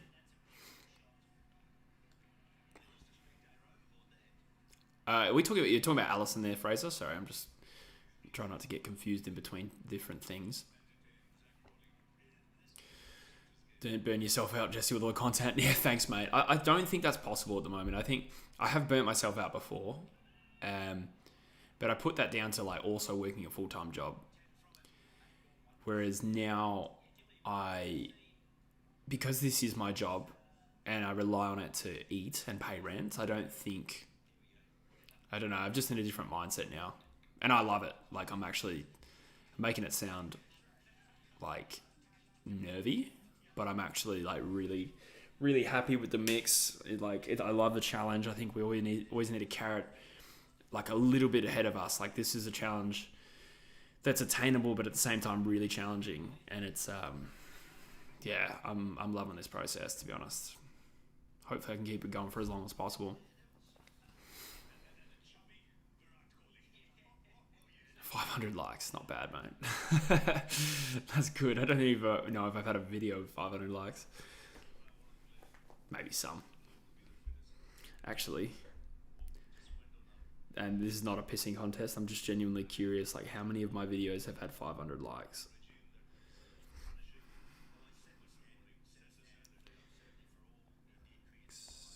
6, 7. That's not many. I've made nearly 1,000 videos. So, congrats. That's good.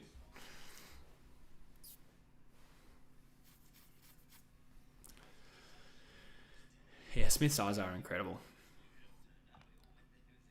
Yeah, I have to say, like, when he was drafted, I did have this thought, like, because he had the mullet, obviously a good-looking kid.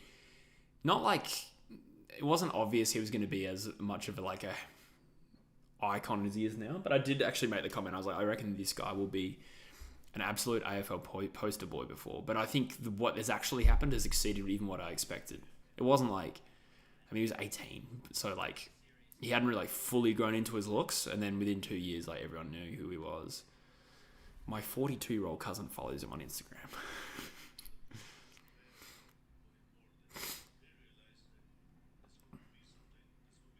Tana Buddha, only mans. Yeah, nah.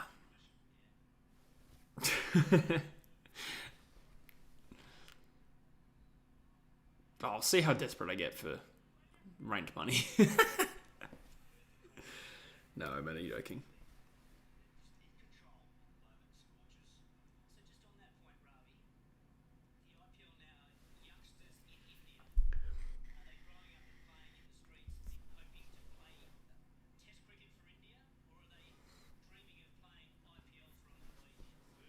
One thing I was sort of contemplating in the future was like, I see other channels do like memberships, but I feel like it's kind of lame. Not criticizing them. I just meant like what are the perks you actually get as a member? You get advanced content, but I just don't feel like my content, not to talk it down, but I just don't think it's like good enough to justify people spending money to get it early. Okay, like you can get early access to content, sure. You get like stickers and emoji, like I don't know. Just it doesn't feel right for True Footy, but at the same time, I'm kind of ignoring one way creators do make money. I don't know. 20 bucks is 20 bucks, exactly. Chris says, I feel so optimistic about the Eagles next season since the last years have been so bad. Just wait till we lose 6 in the bounce. Yeah, particularly the start of the season next year. I think as Eagles fans, it's probably just a general fan thing, but I think it's natural for us to have optimism because of the way we generally get out of these things. And it's true, like, you look at some of the big clubs who have fallen over in the last few years, and Collingwood is a great example of it's just like, they just find a way to come back. I mean, you could certainly make like comments about how their list didn't fall over as hard as ours did in terms of like profile. They're appealing. Given out. Crawley's immediately appealing for it. Challenging it. Sorry, I'm a little distracted. I'm curious. Crawley seems adamant, and Dooley's almost laughing at him for thinking he's not out. So I'm curious what will happen here. Have you thought about Kofi? I've never even heard of Kofi, so I'll look at that in a second. Or just donations on Patreon. I thought about that, but I would like to do something extra.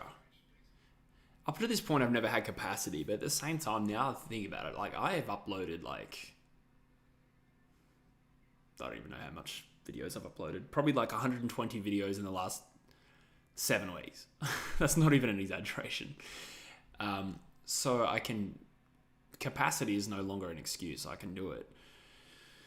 I just need to think about like what would be justifiable. Fraser's pointing out, if you have a link to give some money, or like if you like my stuff and feel like a buy me a coffee. Fair enough. I think that's probably more right for me, because I don't like this idea. Oh, Rogie, you didn't have to do that. Rogie just dropped $20. You're a legend, mate. You don't need to do that. Considering this is the second time, you're a legend, man. Thank you. I get the spicy shot. Oh, okay. So that's the that's what that is for, is it? Cheers, mate. I certainly wasn't hinting at anything. That will help. I'll send you that twerking video separately. What was it talking about? Yeah, thank you, Rogie. Just really appreciate it, mate.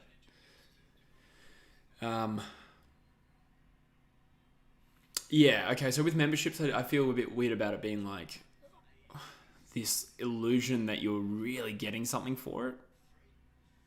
I don't think I feel fully comfortable with that. With Patreon, that was what I was answering before.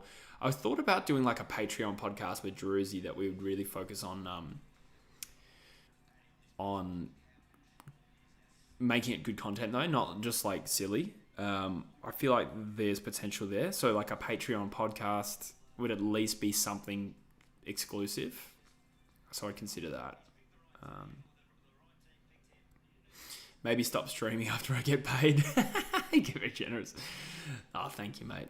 Cheers. No more. But thank you.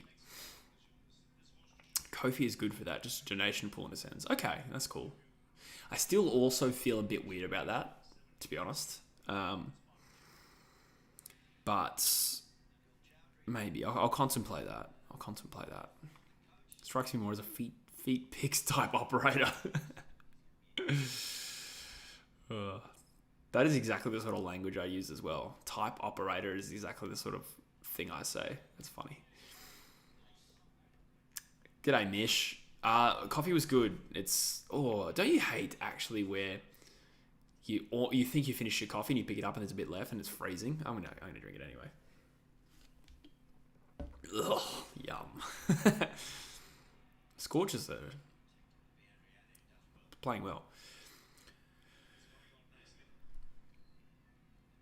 Yeah, thanks, Brooklyn. I appreciate you saying that. Recognition of the end of ideas is a great idea. Yeah. Yeah. Of course, yeah. I'll think about a way to do that. It's amazing how actually I've thought so little about the business side of this channel. When like in my head right now, I'm like, yeah, I'm really serious. This is going to be my future. And yet I had a call with someone the other day. So, friend of the channel that I met for the first time on this call, but someone who's helping me out with some strategy stuff. And I explained to them like social media situation. I'm just like, once I say it out loud, I was like, yeah, I don't really touch my TikTok or my Facebook, don't run ads. Yeah, my partnerships with sponsors has been very relaxed. So I just said it all out loud and I was like, wow, I actually feel a little bit embarrassed to say that. Like I haven't. I've just been fully invested in content. Which I don't really regret. I just do think it gives a very unprofessional vibe, which I've never thought of myself as an unprofessional type operator. And yet when I said it all out loud, I was like, I need to rejig exactly how I do this. Superhero Riser says, why don't you make cricket videos? That's a good point, mate. I do, or I have this year. It's just like kind of I made a bunch and then I started streaming the games, and then the other games that I didn't stream, I didn't actually get to watch. And I was in London for the test series, so I kind of just haven't been there at the time, but I was thinking about making some more. Yeah, we'll see. It makes sense more to do it for games I don't stream, but we'll see. Somehow iced coffee is delicious, but hot coffee that's gone cold is atrocious. I agree. I still have it. I still drink it. I'm just like, I paid for this, you know? I hate needing to have coffee due to tiredness. I just like having coffee. Yeah, fair point. I do love coffee as well. I'll have it whether I'm tired or whether I'm not. I'm just like, I haven't had one today. It makes me feel good. Coffee is atrocious in my eyes. Yeah, how old did you say, Rogie? Did you say you're 22? Yeah, I had my first coffee at like 23. And it changed my life. Do you know how much better I got at my job when I had coffee? Like, I got promoted, like, within 6 months at Bunnings. I was like, oh my God, this is what it's like to feel not dead at work. But I do enjoy the bit of a buzz. It makes me feel good. But I don't want to promote it too hard. But, like, yeah, you shouldn't get hooked on it. I'm very much a one-a-day kind of guy. Very often, or very rarely do I go two. But it's also really nice from a social point of view just to go out and have a coffee with someone and you get a bit of a buzz on. You talk about things that are on your mind. Like, it's my favourite part of my day right now. All right, I'll have a second one. I was either going to have a second one or have a nap today after this stream. So we'll see what happens. Coffee shops and order a hot chocolate. Yeah, fair enough, mate. Yeah, fair enough. One day I think you'll change. But I think it's better than having a Red Bull or something. Not saying that you do. Or like a Monster. Or a Mother. Yeah. Under 12 sort of areas. Correlation isn't causation. With respect to me getting better at my job, no, I definitely... Well, I'm not saying that's why I got promoted, but I genuinely did get so much more energy at the right time of my day.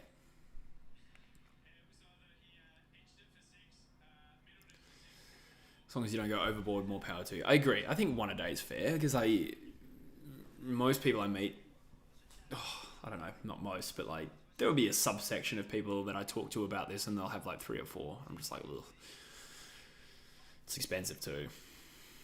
Also, I only go out and buy coffees. I don't make coffees here, which is expensive. Probably why I keep it to 1. Going to Melbourne in April for 3 months.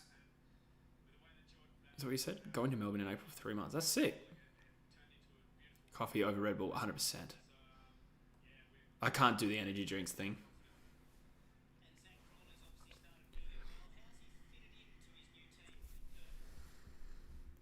A nugget meal. Actually, I'll tell you something that's a bit of a red flag for me. I get like a classic Angus at Macca's or a Big Mac, and I always order just meat and cheese in the burger. It's not that I'm actually a fussy eater in the sense that I will still eat anything that's put in front of me. If I went to somebody's house and they gave me a burger laden with onions and pickles, and I think pickles are gross, but if out of politeness, I would eat it. So I'm not like one of those types, but at the same time, if I have dominion over what's being served to me, I think burgers are just better with meat and cheese. Like, I eat tomatoes, but just put it on the side. Because it just makes it soggy and like a bit sour and sweet. And it's meat. I'm a real texture guy. Lettuce as well. What's that doing in there? It's just for a bit of crunch. I will like if I go to a restaurant, not a nice one, but like a pub, I'll generally pick out the lettuce and the tomato and I'll eat it separately. Brooklyn, you hate coffee. Yeah, different things do different things for different people. Write that down in your journal. Wise words. Man, Crawley and Hardy are crunching the Hobart Hurricanes here. It's a very professional performance. We've seen the Scorchers come out once again in season 13 and look at every bit of powerhouse, to be honest.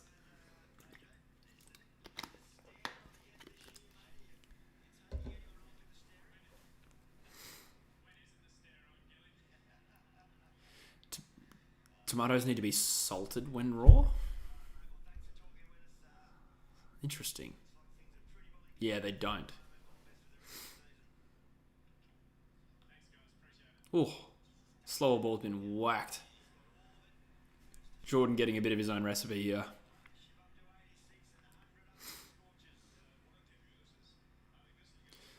What's a hard solo? Is that different to a solo? Is lift still a thing? Did that get discontinued? That was my favourite growing up.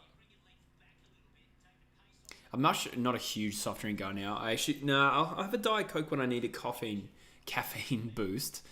Like I'll have a coffee in the morning. I'll work, and sometimes like I want to go to the gym, and I just need that little bit extra. I'll go get a Diet Coke or a Coke Zero. but I don't have it like just around the house. But lift was always the best. It's solo with alcohol. Really, a hard solo. I've never heard that before. Sounds like a porn version of Star Wars. I love laughing at my own jokes. Hard solo. Gross. I don't want to know why he's called Chewbacca. Lift got discontinued, was Devo, ordered every time from a lunch order in high school. Yeah, right, there you go. Yeah. Oh, my voice just broke like a bitch. We had this thing called Donut King in Bunbury, and I used to get, as a treat, not all the time, but Mum used to take me to Donut King, and I'd get like jam donuts, 2 jam donuts, and a lift. God, I couldn't imagine eating that now. Like, I just wouldn't let myself. So much sugar. Rogi, that is the story of my life right now, mate. I'm a poor YouTuber with no passport who can't travel at the moment. Really need to sort my shit out.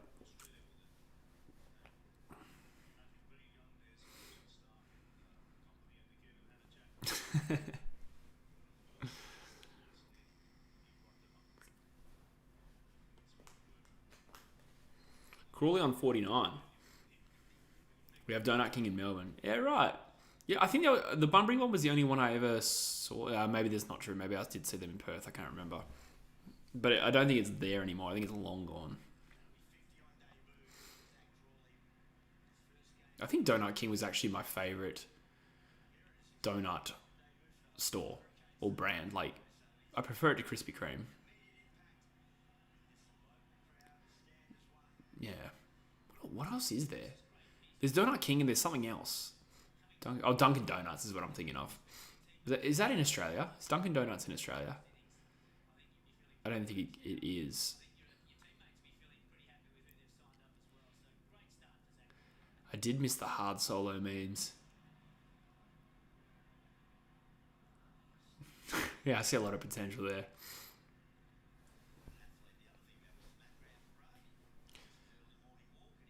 Donut and lift flavoured vape. Yuck. I'm very picky about my flavours, actually. Strawberry kiwi, man. Strawberry burst, strawberry kiwi, yes, yes. Strawberry milkshake, no, no, no. A Winnie Bluetooth. Is that what they're called? That's a great name. I've never heard that before.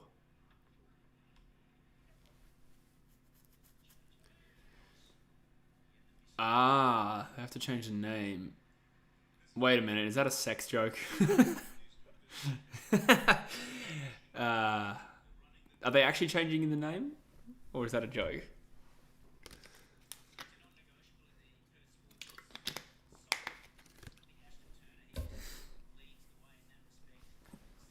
By the way, we're on 19 likes, guys. I've got like 20 likes blue balls. As it were. Getting changed to hard rated. That's true, yeah. But I suppose having the dirty name probably helps from a marketing point of view.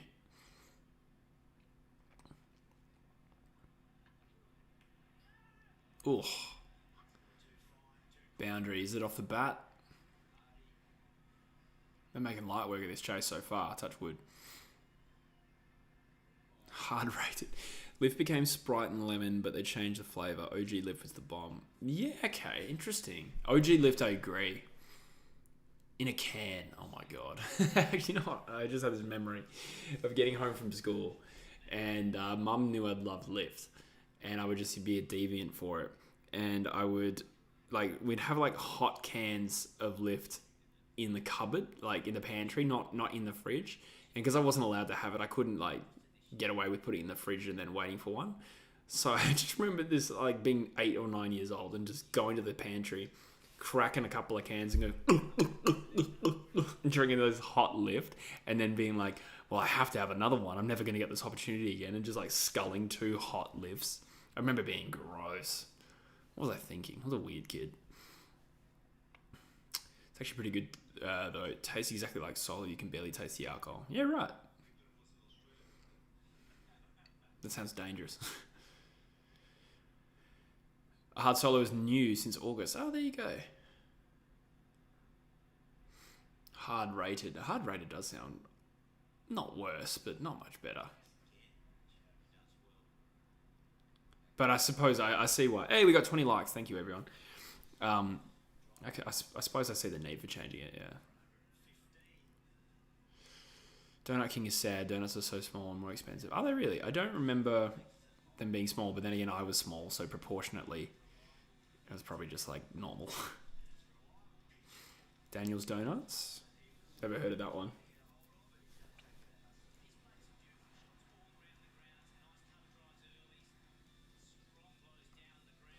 This is a pretty dope partnership from Crawley and Hardy.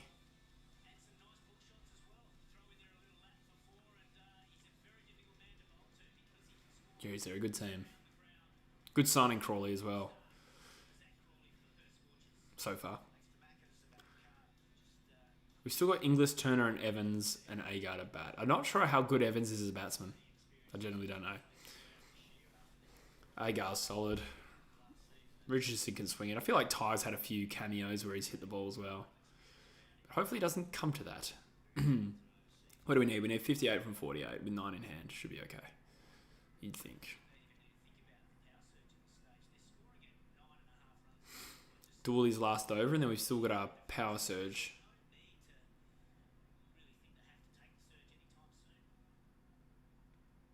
I would take the surge sooner rather than later. I wouldn't do it during Dooley's over. He's hit it. Oh, 6. Great shot, Hardy. Brings up a 50 and 31 balls. Picking the man of the match will be tricky here. It's probably going to be Behrendorff, I'd say. But Jordan kind of deserves it too.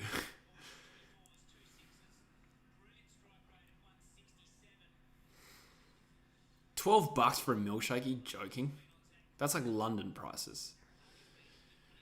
When they got into drinks other than Coca-Cola like 6 months ago, now I'm getting into lemon flavored drinks. Yeah, I do like a Sprite. If I was at Macca's, and I never really get soft drink, I'll usually get water. But if I was at Macca's, I'd have a Sprite, I reckon.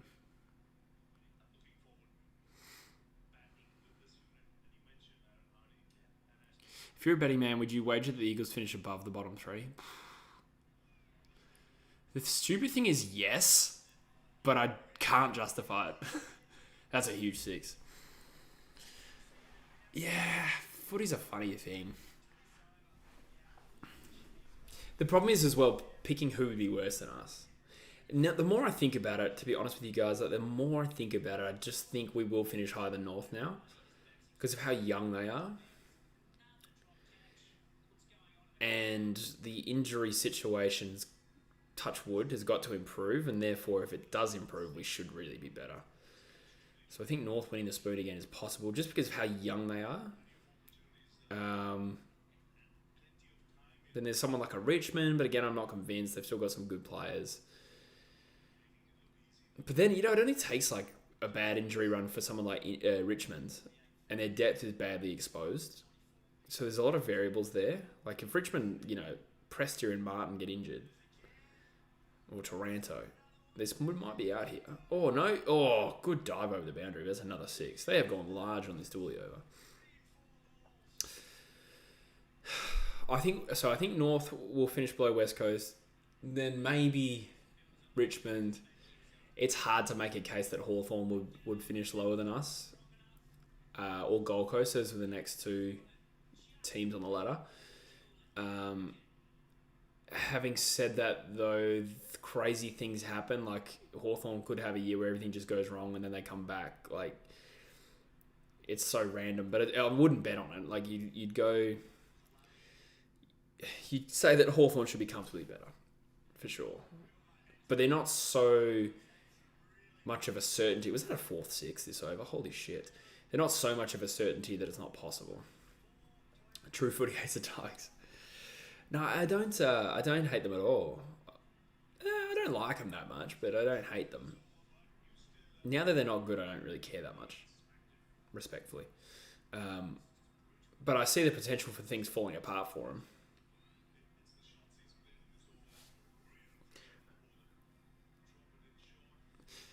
Don't really ever gamble, but I put $50 against my dad that the Swans would finish higher than GWS. Was that this year?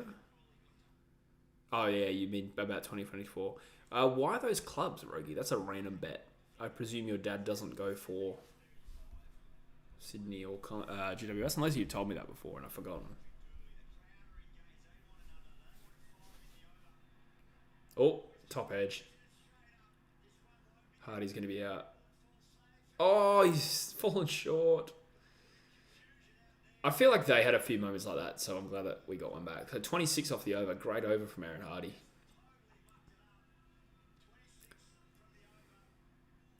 Thing is, West Coast and North are so far off the others. I know, man, but I don't want to keep making this excuse, but like we had like 4 players playing in the waffle every week. And I do accept that sometimes when we got a few players back, we'd get worse. But I think those things can be fixed with more consistency in the 22. But I don't think that was a fair reflection of West Coast. I think North went from a really good start to the season to poor, but I don't know to what extent that was to the injuries. And it was nowhere near what we had, no doubt. I agree with your premise. I just think the injury situation was enormous for us. Thanks, Rogie. I don't hate any club, but people say I'm harsher on Richmond than anyone else. I think it's just one of those things where as soon as a team gets good, it's easier to become harsher on them. Therefore, I must admit, I didn't really like the version of Richmond when they became good. I don't really care that much either way now.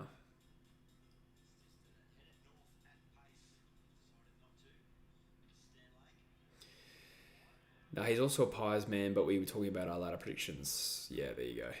Interesting. That's a random bet, but I like it. Do you think I'm a Saints basher, Fraser? I think it's funny, actually. Like, I'm not challenging as such, but like, it's funny sometimes the perception people have of what teams I hate.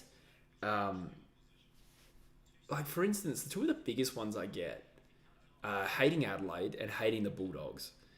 And I honestly think the last 2 times I've been asked who my second team was, not that I really believe in a concept, but a team that I kind of like other than us. I think for a while it was the Bulldogs during that period, and now it's Adelaide. So it's like what people think I hate is just completely wrong. It's just I don't know. It doesn't even come into it for me. I'm sure I have Eagles bias, no doubt about that, but I don't feel like disliking a team motivates me to talk down their ability, if that makes sense. I think they're very separate. I think very separate in my head. I definitely do not hate St Kilda. Whether I bash them, well, yeah. I mean, the thing is, in the second half of the year, they went from being great to being, there was a patch there throughout the season where they just dropped off a lot, right? So I feel like the narrative in the second half of the year was like, yeah, okay, they won that game. They didn't look great. You know what I mean? So then it's perceived as hate, but I was just trying to be honest. I genuinely don't dislike them. Drewzy's much more direct with the Saints hate, though. Yeah, I don't hate any club like Drewzy hates St Kilda and West Coast and Carlton.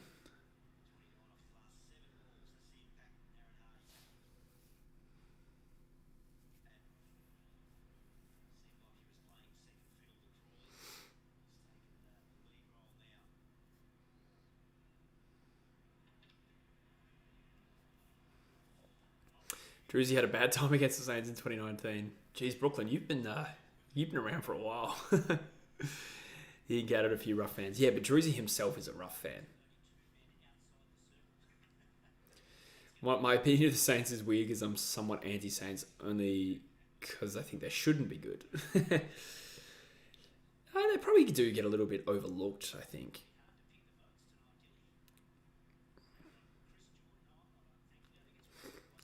I'm intrigued by them next year. Shot. Well fielded. Chowdhury on the field boundary there.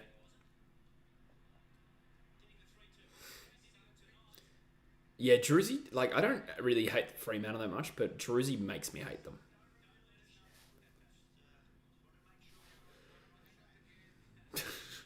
Only for that week. It's so annoying. Little turd.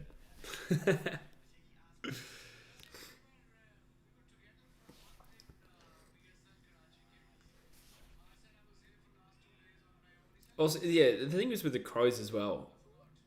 I feel like I've been talking them up for years. It's just what people perceive as talking them up and versus talking them down.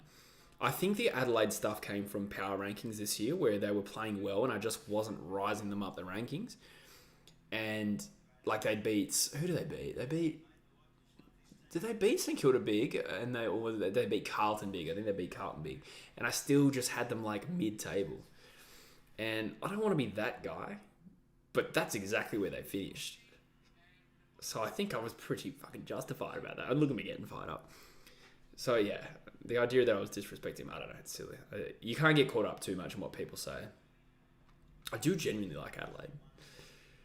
Carlton fans do make me laugh. More so the ones on social media. Never seen a more delusional set of fans. Yeah, I feel a little bit insulated a bit from Carlton fans. What has been interesting has been making these video series in which videos do well because it kind of indicates how many people of each team watch my content. It feels like there aren't a lot of Melbourne fans. There were a lot more North fans than I was expecting.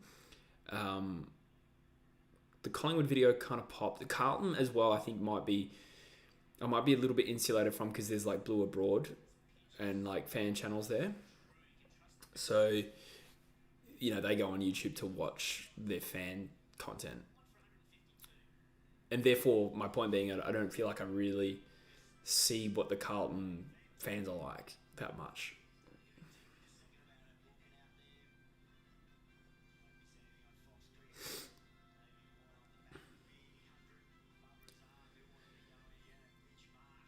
Yeah, that's true, Fraser. And they started the year well. Like, St Kilda were good at the start of the year. When they had those injuries, like you just pointed out, yeah. For Saints to go well, it really relies on younger players playing good, consistent footy as well, still coming back. Yeah, they have some good young players though. It makes sense. There's not a lot of Melbourne fans in general. That's true. Yeah, I mean, again, you can make the case. Do they just watch Caden McDonald? Caden hasn't uploaded that much, and I feel like our content is very different. Sorry, I shouldn't say that Caden hasn't uploaded that much, but I just mean like, it's very possible to watch us both versus a Blue Abroad example where they upload like so much content that a Blues fan wouldn't necessarily need to watch me if they've got everything they need from Blue Abroad.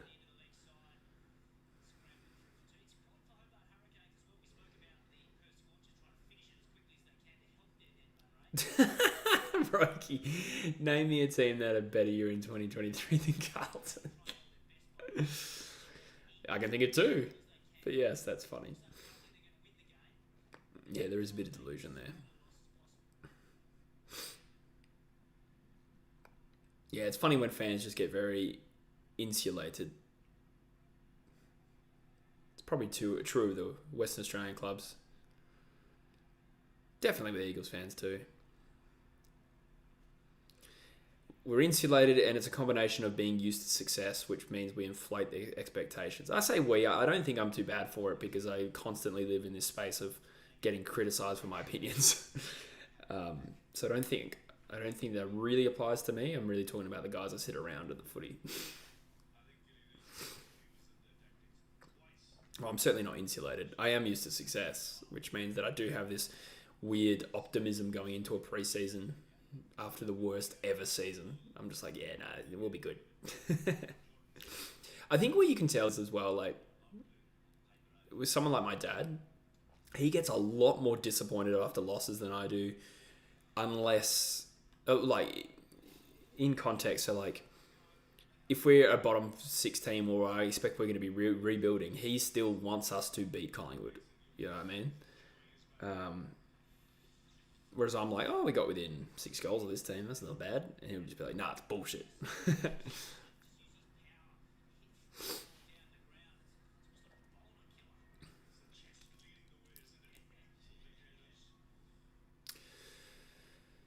Thomas, do you do much running? You know what? No, I don't. I'm more of a weights and diet guy. I warm up a little bit at the gym. That's the running I do. In an ideal world, I do. So when my weight fluctuates sometimes, particularly around traveling, I got really into running in like August because I stacked on weight from holidays. So I lost weight really quickly, but I'm not a good runner. I've never had a really big tank. And at the moment, I don't eat a lot.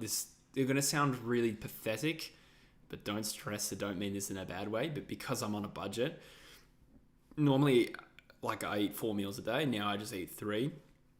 And therefore, I don't really want to run off my gains. I think I phrased that in a way that didn't sound like I'm about to die of starvation.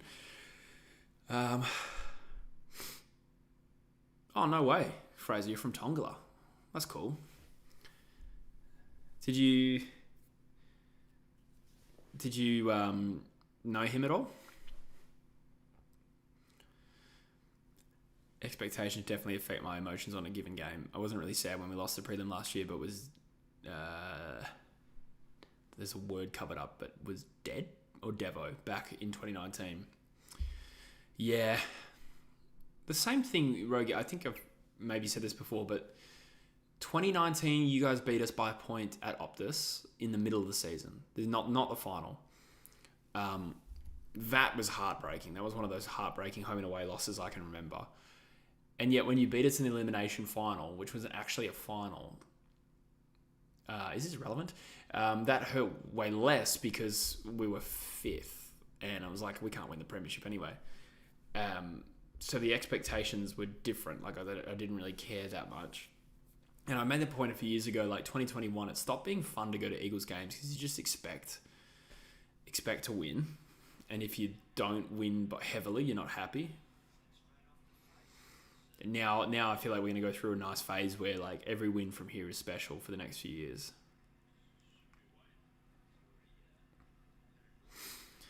Rogi says 3 meals a day, eating good. Yeah, man. Well, I go to the gym every day. I do that to keep sane because otherwise I'm just in this room. I love the gym. So if I go to the gym every single day, then I get hungry. What's supermarket price like compared to Oz? It's definitely cheaper here, mate. But as I said before, I think I do live in a town as opposed to like London.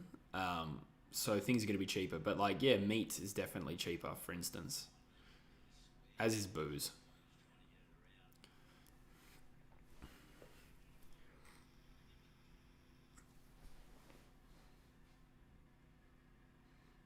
True. Yeah. Echuca. It's actually...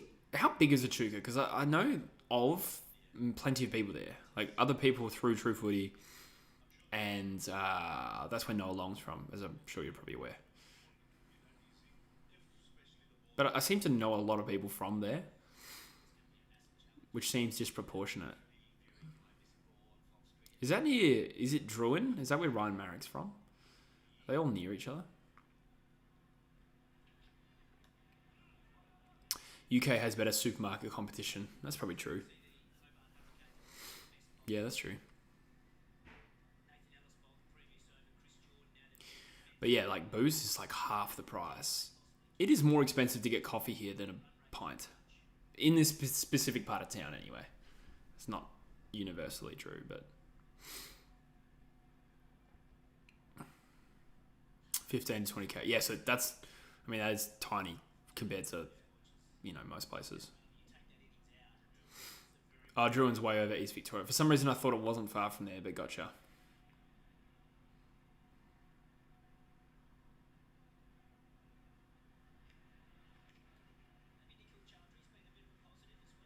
Oh, okay. I didn't realise it was that northern. Never looked at it on a map. I just hear these names, associate them with footballers, and that's it. Wow, there's not much left in this game. I've just been chatting away. Aaron Hardy, probably the man of the match now with 80 or 41.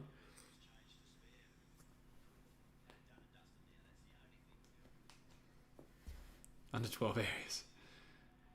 Interesting. So what's your go-to drink, Rogi? I'm a beer guy. When did I start liking beer? I remember my parents bought me a carton for my 18th birthday. And I think I liked it by then. Yeah, I think I'd already had a taste for it. There's just something nice about a cold pint. This is the best. Andrew Walker, Ollie Wines, and Jack Viney, all players from Echuca. Oh, there you go. And then Noah Long as well. Huh.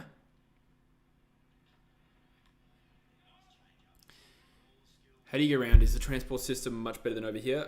Yes. So I'm in a town and I live right in the middle of town, basically. Like I literally walk to get everywhere. Walk to get my groceries, walk to get to the gym, to get my morning coffee.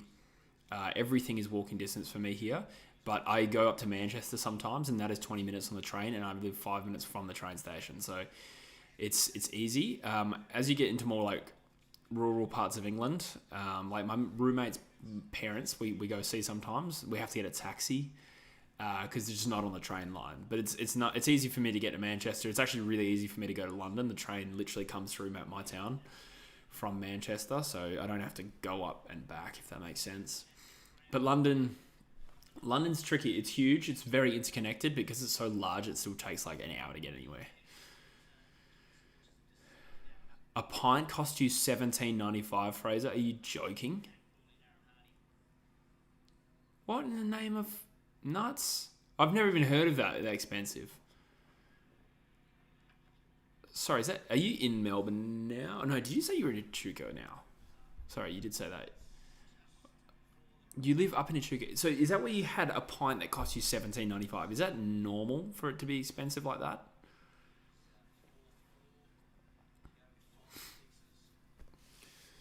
Pat Kaz wants a pint now. A little early for me here. It's 11:23. But yeah, pints are the best. At parties and stuff, it's mostly been Smirnoff Ices. Yeah. Nice gin. Yeah, fair enough. Not everyone likes beer, to be honest.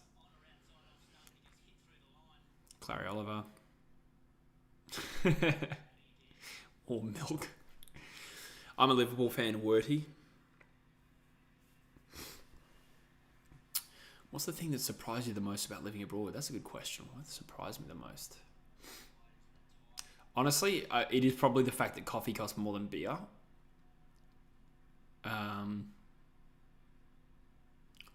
What else?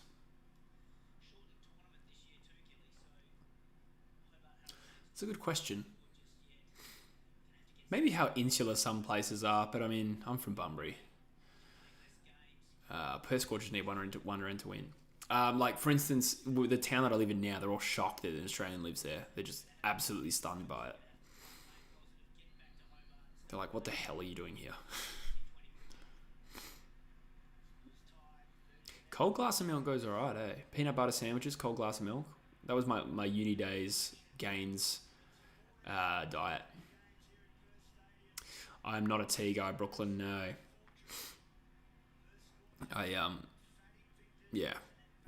It's just hot brown muddy water. Not my jam. Or my marmalade. Do I reckon it's more clicky than Oz? Good question. I suppose you have to explain what you mean by clicky. It's a little tricky to like. It's so diverse and like London is so different from the rest of the UK. It doesn't even feel like you're in the UK, particularly in Brixton, which is where I spend most of my time. It's so full of it's very multicultural. Most people are like from Caribbean descent that you walk past, and it's kind of also mixed with a bit more of a young professional vibe now. It's kind of gentrified. But you look around, you just wouldn't think you're in the UK. Which I love. I actually love that. I love Brixton. It's it's a wild place. Very overstimulating. A lot happening. People in London are a little bit snobbier, maybe. Like a little bit more judgment of like fashion. You know what I mean? Like last time I went to London, like this girl who I know, I'm friends with, she's given me shit for what I'm wearing a couple of times. And I'm just like, what? Like, for instance, I was just wearing a jumper with shorts. They thought that was the weirdest thing. Which is ridiculous, right?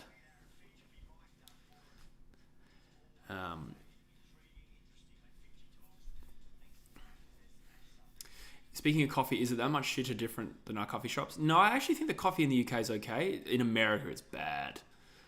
Like, you'll spend $6 American, $6, which is what? Far out. Yeah, $8 probably, for a coffee that tastes like it was just instant.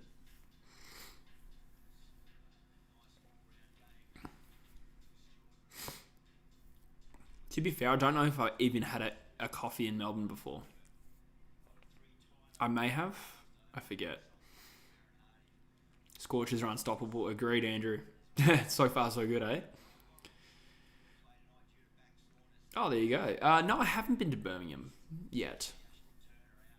Um, when I first got here, I started doing this thing where I would set my hinge settings to further away areas, and then I would go on dates with girls like in different towns that were easy to get to. Birmingham was not one that I got to. The chances of any of those girls watching this is pretty slim, huh? Yeah, should be fine. Yeah. So doing that actually allowed me a good chance to see the UK. I did talk to a Birmingham girl once, and I never actually got there. But it has allowed me to see a lot of the UK. Like, I've seen a bit. There's a lot more to see, but you only wear shorts even if it's cold. Yeah, 100%, man. I wear my gym shorts. Like, it's funny. I wear my like hoodie, puffer jacket on the top, and I wear like footy shorts to the gym, and it'll be snowing.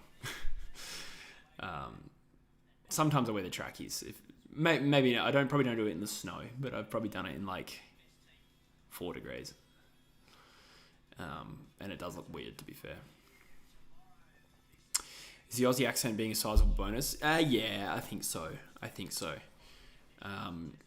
That's the feedback I get. I don't know if I've necessarily converted that many times with it.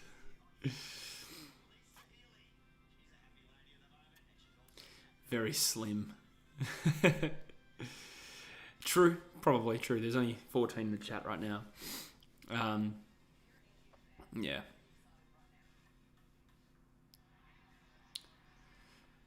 One question about footy. I know you're probably over talking about it. What do you think the Dogs have to do to become contenders? I don't know if I have an answer on the spot. I don't think it's a talent issue. They're going to need to cover the Bailey Smith omission. I need to dig into that a little bit deeper, to be honest. I want to come up with an intelligent response. Midfield is already strong. Let some of their young guns mature for sure. Like Jamara and even Norton, like he hasn't hit his prime yet. James O'Donnell was a good key back selection as well. I think it's also about synergy as much as it is talent. I'm not sure. That's probably worth a video in itself, and I'm sure I will do the Bulldogs probably first in that series. I remember catching a cab from Heathrow to London to take the piss, as we heard how awful that can be. 180 quid down and 180 raises marks. Yeah. Heathrow to London. Yeah, man. One of the first times I came to London, my last day in town, when it was the day of my flight, it was the hottest day on record at the time, and they shut down the whole rail service. I had to get an Uber from Bermondsey to Gatwick, and it cost £150. Yeah, it's crazy. I've got a real crook melon, and even for me, overseas the accent. A crook melon. That took me a second to process. That's funny as. Yeah, fair enough, man. Although, I gotta say, most of the interactions, if you will, have been Australians. Actually, that's not really true. Yeah, it's a bit of a mixed bag. How do Brits feel about mullets? I'll tell you what, when I first came here last year, I had the mullet. Manchester, Macclesfield, they kind of liked it. In London, they hated it. Now I don't have the mullet. I've come back a year later. They've got heaps of them in Manny and some in London. So I think it's just generally creeping over here now. My second cousins from Liverpool live in a full cul-de-sac next to Anfield. That's sick. They reckon they can hear the Manchester Stadium from their house too. Wow. That's crazy. I really want to go to Anfield. I've been to Old Trafford and I saw them beat Liverpool there 2-1. But Anfield is like a thing I have to do. Stop putting McRae at half forward. That's true. Norton down back would be interesting. It'd be hard to replace Norton's goals, though. Fantasy terrorists. My God. Anyway, guys, I'm probably going to wrap up the stream there. It's been a good, healthy 3 hours. Another good win for the Scorchers, something I neglected to mention very much at all in that stream, as these streams tend to go. But I want to say thank you very much. I haven't looked at the fixture to decide what game I'll do next. Maybe Boxing Day, like test. There'll be a Boxing Day test. Maybe just like the last session, because the time difference isn't great for that. But I want to say thank you very much for being here. It was really good. Arguably one of the funnest streams I've done this year, so I appreciate it. Thanks again. Special shout out to Rogie for the $20 donation. That was very generous, mate. Not necessary, but very much appreciated. And thanks, guys. I'm looking forward to doing the next one. Probably within the week or so. I'm going to focus on getting out the rest of the 22s in 3 years. And I got some other things planned. I was actually thinking of doing a podcast on Christmas Day, or at least pre-record it to release on Christmas Day. I like that idea. Oh, thank you, Brooklyn. Just dropped $3. Legend. First super. There we go. Thank you very much, Brooklyn. Wasn't necessary, but I really appreciate it. And just as much I appreciate you guys being through here, this whole chat. It was really good fun. So we'll do it again sometime. So special shout outs to Rogie and Brooklyn, legends, but all of you as well. So I will call it there, guys. Thank you so much, and I will see you in the next one. Now we wait for the awkward couple of seconds before I hit the button to end the stream. And we are still here. Cheers, mates.